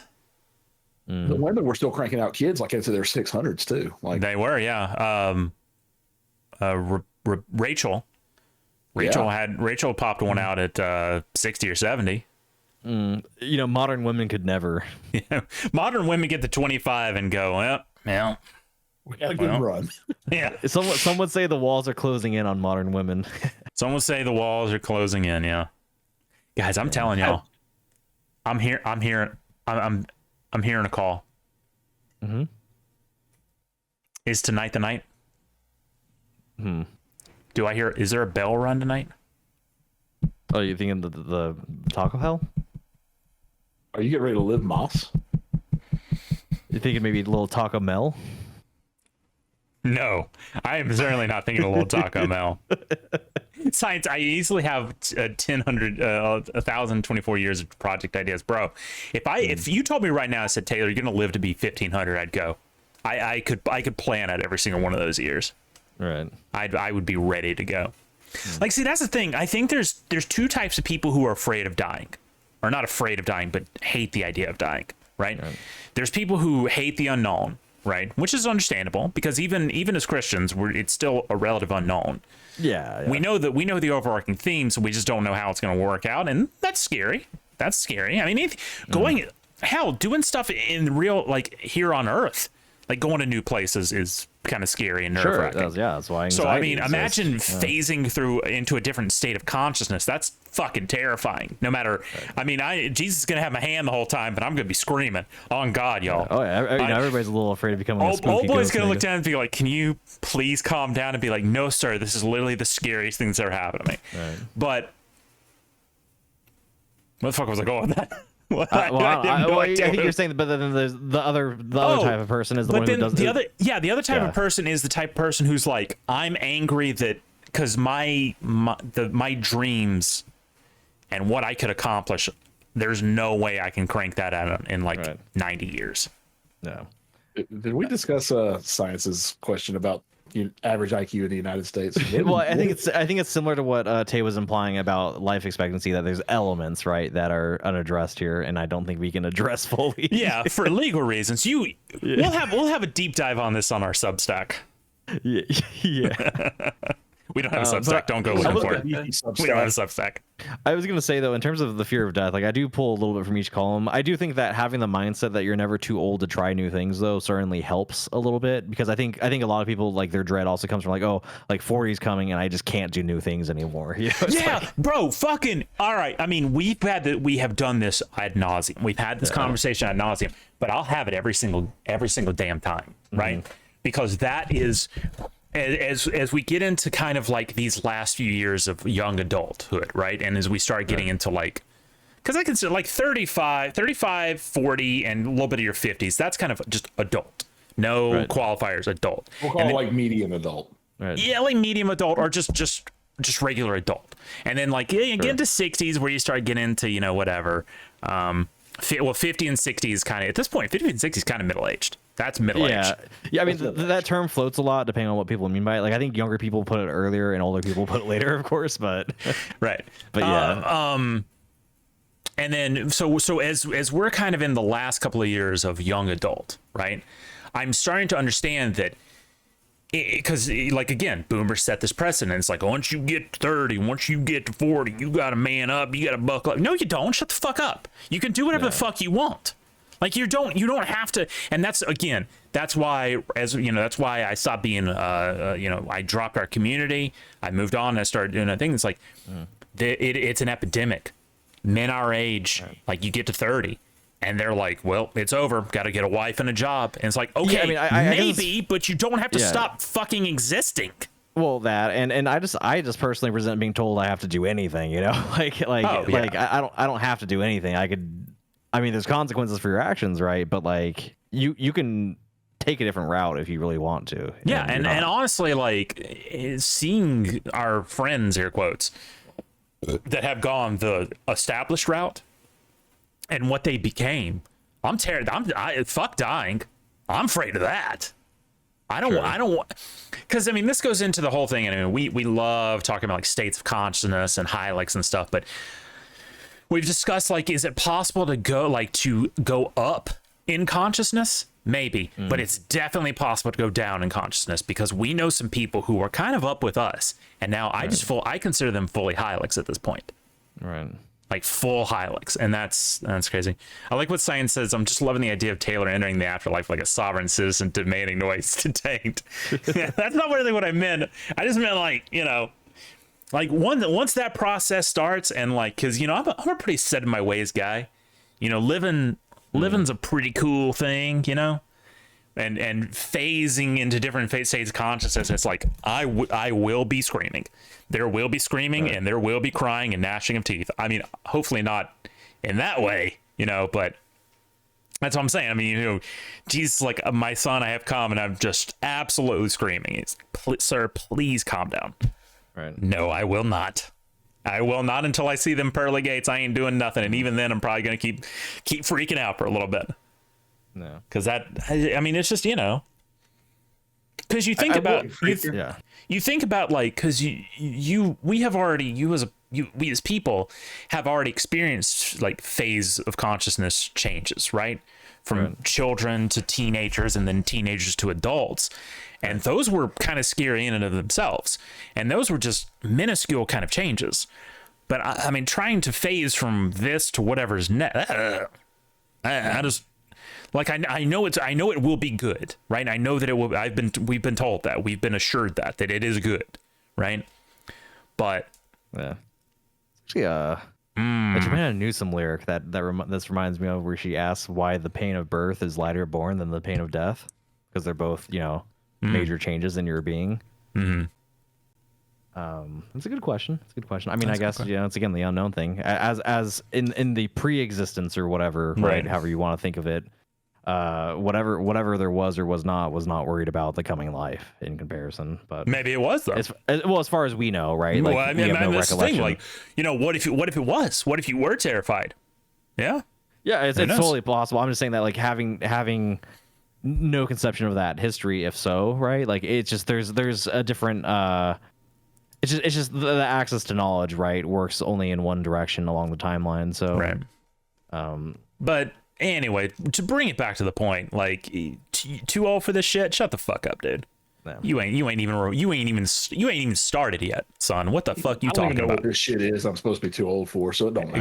Exactly. Well, that's part of getting older too. Is like one of those things where you realize like all your elders never really knew what the fuck was going on either. Like, that's always been a big realization that, like, oh, you know, there is no point in like growing up where you just you know the rules entirely, and it's just easy. That's fine. But that's fine. Yeah, the only way I think I've ever really truthfully seen it is that there's kind of an age where if you've been living, I guess that would be my disclaimer there, that you've seen enough to know what mistakes not to repeat. Right. Sure. Oh, that's fair. That's fair. Yeah.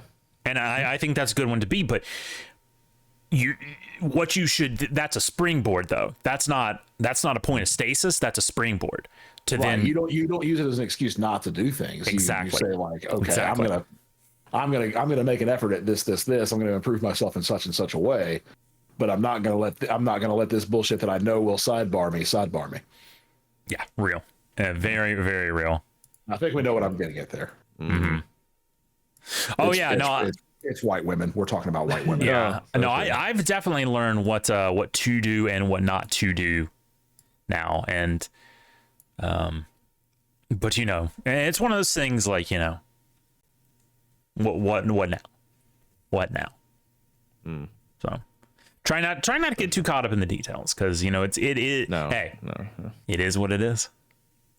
So I think there is a pull, right? I don't know if you feel it too, but there's a pull of like, I think a lot of like life satisfaction is contingent upon the idea that there still has to be like a big W ahead of me, you know, basically that like all this is if you're not to. always fighting for a dub, what are you doing? Right.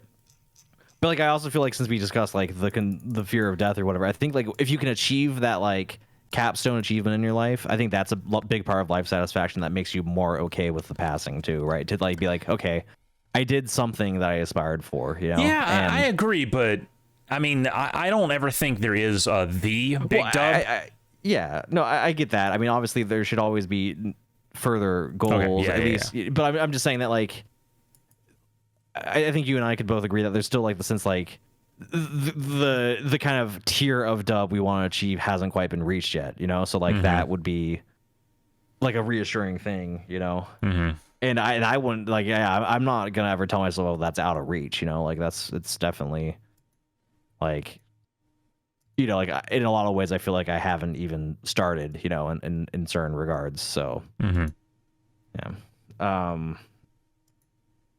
If I could just change the topic to something dramatically different, since you guys talked a lot about wrestling earlier, so I'll say I got the Cody Rhodes like entrance song stuck in my head because they played it so many times on a loop at the end. Oh my, it's so good, isn't it? It is pretty good. I will say that like both the song itself and Cody Rhodes like aesthetic, they're both like I noticed this. It was like he's very like Devil May Cry coded, you know, like, a little bit. Like, we also joked he's very Homelander from The Boys. Yeah, that makes sense too. Kind of like like Homelander in Devil May Cry is like an aesthetic that I feel like he has, and then the song choice really feels like the DMC like 5 or whatever soundtrack. But I like when they asked him about what would he say to Dusty. And sorry about the tattoo was on the list. Yeah. I love that. Yeah, I hate that tattoo so much. So bad. It's such a terrible tattoo. I don't know what's the story behind that. Just he thought it looked cool. It's just his symbol, just working the gimmick. Is the American Nightmare, right? So yeah, because his dad Dusty Rhodes was the American Dream. He's the American Nightmare. Oh, I see. Okay. Yeah, that goes back to what I was talking about during the sports show. Like that dude is that dude. Like I love quoting The Prestige, right? That's a great movie. But I love quoting that one bit about the little Chinese man, right? Oh yeah. Like, don't think because you think you see behind the curtain that you are actually seeing behind the curtain. You're just seeing another part of the act. Right.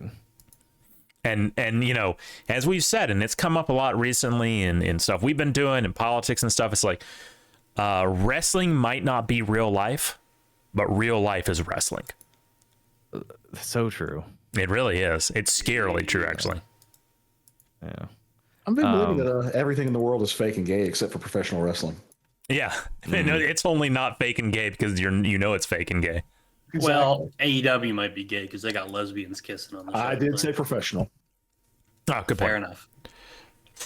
What's that book that's like football in the year, whatever? It's like the like speculative fiction thing where football gets really absurd. What's that one?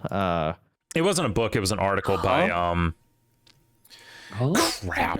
What was his name? Well, It sounds like some nerd shit. Well, it's like a future where football like becomes like a sprawling thing. Like it's like a society that's kind of like, I think they're like post-labor almost, and like football has become just like the entire way of life. Yeah, it was an article by John Boyce. Yeah, and like in the setting, like football games will span like the entire country and shit. It's like, I feel like that sort of like storytelling for wrestling would be like a compelling series. But I had I've got one in the drafts actually about a wrestling based thing, because I've always thought like how cool would wrestling be if it was real? And I'm not saying what you think I'm saying, right? I'm not saying it's like, oh, you know, what if they were actually fighting? I'm saying like, what if the Undertaker, right, actually was undead and had like powers to like raise the dead and drag you to hell?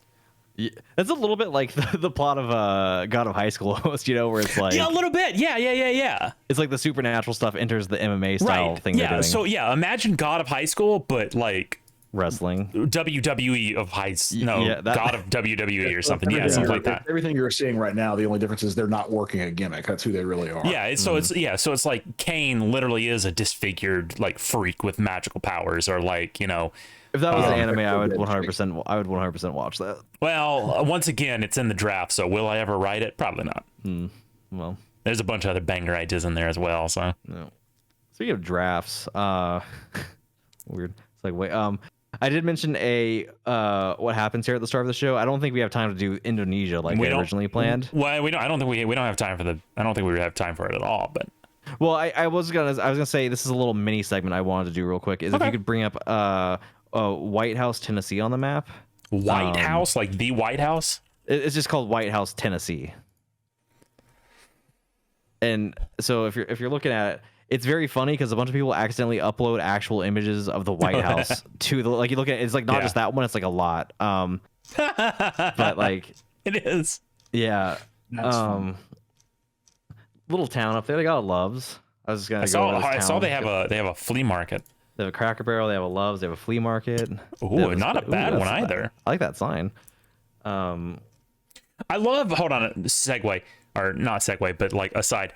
I love. It is a little sad. It is a little sad, but I love seeing it. You'll see a flea market where someone has clearly dumped like a grandmother or an aunt's like collection of something.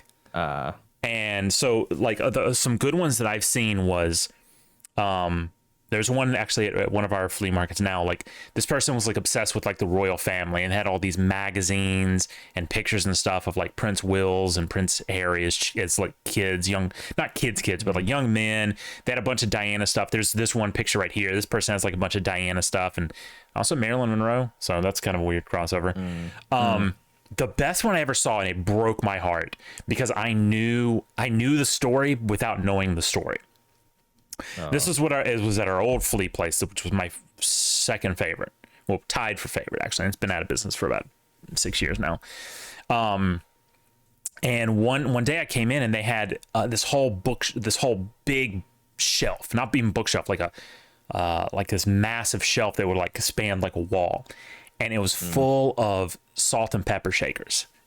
And when I say full, I mean if there was under 1,000, I'd be shocked. And I don't mean individual, I mean pairs. And I knew the story. Some little old lady or even old man had been collecting these things for 50, 60 years, easily, right? Yeah. It was their life's hobby. Like that's what kept them going back to talking about the getting old thing. That was one of their like this is what drove them, right? Like they went out of their way to find fun little salt and pepper shakers. Whenever they'd go on vacation, they'd buy, something from, Tennessee, Alabama, Florida. They had like themed ones. They had like location ones. Just endless pepper shakers. Yeah. And then they passed away. The good Lord called them home. And how does their family remember them?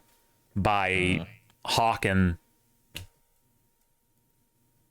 their prized possessions. Yeah, that is sad. I mean, I guess it's fair to ask, like, how many generations do you expect them to keep up with all that? I mean, forever. Maybe some would say forever, but that's the family salt and pepper shaker collection. Yeah, it's just like realistically though, like I mean, it could be it's not even like just the direct kids that are doing it, but like say it's like a great grandmother and then they pass away and then the mother passes away and then the kid's like, okay, I'm like a couple generations removed. Like I can't deal with carrying around 2,000 salt and pepper shakers forever. No. That's now the family burden. I see. You were born into that. That's your fate, to be the keeper of the salt and pepper shakers. Right. Or at least there's a museum in Gatlinburg. Donate them to them or something. Like don't. I feel like you could do that. Hawk or them for like $1 a piece. That's disrespectful. Or like if a person was really passionate about it, I feel like there's probably even some in the collection that had to have been worth something, so it'd be worth like finding actual buyers for rather than just dumping the entire collection. Yeah, it's just the kids these days, right? That there's some spots out there that look good. The food in White House looks really decent. Are you looking at the barbecue place? It's literally called the barbecue place. Okay, yeah. There's that down the road a little bit. There's Perry's Smoking Pig that looks really good. 4.8. This is like an organic place. That's that one's not super good. Oh god. Yeah, it's a little uncharacteristic. Oh, That's shit. That is shit. That's feces. That is you. You cannot convince me of that. I don't care. You can show me pictures and graphs. I don't care. Yeah, that's not great. A lot of these businesses are missing out on the really obvious gimmick. Yeah. You know, I don't have to say it. You already know. Yeah. Like, I don't think anyone here is doing it either, which is crazy. Yeah, it's crazy. They got I gotta say they have a church there called Church of the Firstborn, which that's like that kind of goes hard. It's cool sounding. It does a little bit sound like a location in Bloodborne, honestly. It does. But, yeah, a little bit. But, God, look at this. Ooh. Look at this dweeb. Hey, can I get a quick physiognomy check? It's not good. This guy gives me like Cuck Journo vibes. Well, okay, let's break this down. We'll completely gloss over the nose. Right? What? You can do those yourself now. What, physiognomy checks? Yeah, the website is incel.tech. No shit.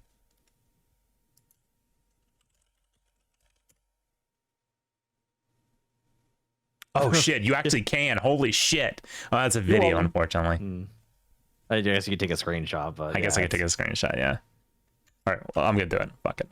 Roll Tide. For the sake of the content, right? For the culture. For the content, for the culture. If you might need a shot of him more head on though. There's like somewhere else in the video you might be okay, looking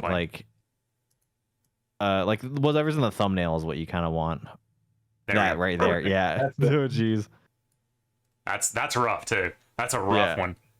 All right, let's see. Keep talking while I'm doing this. Okay, yeah. I mean, I will say he's eating a charcuterie board though. So. Hey, think about getting into a charcuterie board. Yeah, little charcuterie action. Oh, okay. The numbers are in, boys, and it's bad. Yeah. Oof. Let's see. Ooh. Not great. Pretty much in every metric, he's looking pretty bad except for eye separation. And that he's perfect though, which is kind of weird. So, It's not as bad as you would think, though. A lot of those are slightlies. That's there. Sometimes it's just the uneven lips is probably because he's doing a. Yeah, it's like at an angle and he's doing a face. Well, I didn't really mean physiognomy check in that. I kind of meant more in the Yeah. How long has his ancestors been here? Is what I'm saying. If you get what I'm saying. So true. Did they come here in 1860s or something? Oh, true. What's up? Look at he's got these big ass ears. He needs to cut like an inch or two off his sideburns. Right. What a dweeb. Oh, this is the pizza place. Yeah, this looks. This is Molipazzo. How do we feel about banana peppers on pizza? Are we for or again? That's I'll eat it. Against. I'll eat it. Oh, well, of God. course you're against. I'll pour them. I kind of like them. Shut up, nerd. Oh, hey, look at this dude. This dude's living the life. Oh, a little slow-mo action? Ooh, what is this? They're doing the thing where they like cut him out to create the 3D effect. Oh, okay. It must be like an app or something doing it. And this is some. I mean, yeah, this is pretty standard, but acceptable. There's some restaurants that look good though. I see a place a little bit out of town called Johnson's Crossroads, looking pretty trad. That's... Hello? Will that not load? Oh, that's easily the least appetizing thing. Yeah. Yep. He's enjoying life. Based boomer. This boomer's in Margarita Town right now. Margaritaville, whatever. Yep. Yeah. Fucking good job fucking that up. You had one job. You have one goddamn job. Yeah, I'm not a Jimmy Buffett guy, okay? Sorry, did you just mention Jimmy Buffett? Did you know that he went to the University of Southern Mississippi? Did he? Yeah. Every time you mention a notable alum from USM, I gotta rep. Now, I gotta rep. You aren't a Jimmy Buffett guy, but are you a Guy Fieri guy? And are you willing to pay way overpriced prices to eat a Guy Fieri's Flavor Town? I probably wouldn't. Now you're not a Jimmy Buffett guy, but are you willing to waste away again in Margaritaville? No. Margaritas are cringe. I feel so. I'm not a drinker. I'm not. Yeah. I'm not into that, but I feel like, gun to my head, right? Margarita would be my go-to because it's fun, right? It's fun. I can tell you 100% of the time if I'm getting a mixed drink in like a tropical kind of type, it's gonna be a pina colada for me. That's easy drinking right there. That's kind of feminine, but okay. No, it's just that kind of makes you margaritas gay. are feminine, dog. You know how many women I've seen fucking hype up. Counterpoint. Wasting away again in Margaritaville. So Jesus, I rest my case. Boomers are fucking void coded. So if you say something is X coded again, you're going to be dead coded. I'm claiming that for us. We're using. Oh, this is in the bad part of Tennessee. You gotta go to the Devin. If you're ever going to go down that road, even just once, you gotta try Miami Vice. It's like considered a Dr. Pepper based drink? Yeah, I mean Dr. Pepper and like rum or whatever is probably pretty good. Or perhaps I raise you a Dr. Thunder based. Oh, ooh, that is based. Yeah, that's what we're gonna do. We're gonna start a white boys restaurant, and the only alcoholic drinks that we will serve are just based on like shitty, like Walmart brands. Walmart nog. Yeah. Sir, would you like to pair your vodka with this Big K belly washer? Hell yeah. I will say it's funny. Oh no, hold on. I say that and I joke, but I don't know for certain, but I can feel it in my soul. There is several young Southern men who have gotten unbelievably trashed on vodka and Big K. I just know it. I've never seen it. 100%. I've never seen it. I've never heard of it. But I just know in my soul of souls, in my heart of hearts, that some white boy out there was vomiting into a lake after drinking. That's pretty much like frat boy drinking 101 is like, you get everybody to bring like handles of whatever shitty liquor they can, and you just provide a lot of like cheap sodas or whatever, and like that's the drinks, Because that's pretty accurate. Big K on its own is almost like intoxicatingly sweet. So I can only imagine that. First off, that's how you become a diabetic. First off, is drinking alcoholic Big K. Oh, Kurt, that is pork pit. Loco.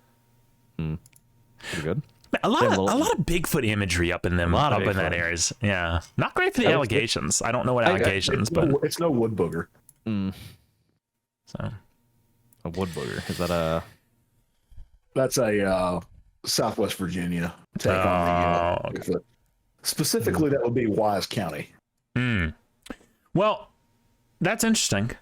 I just want to say real quick, it's weird how down the highway from White House, there's also a town called New Deal. That's interesting.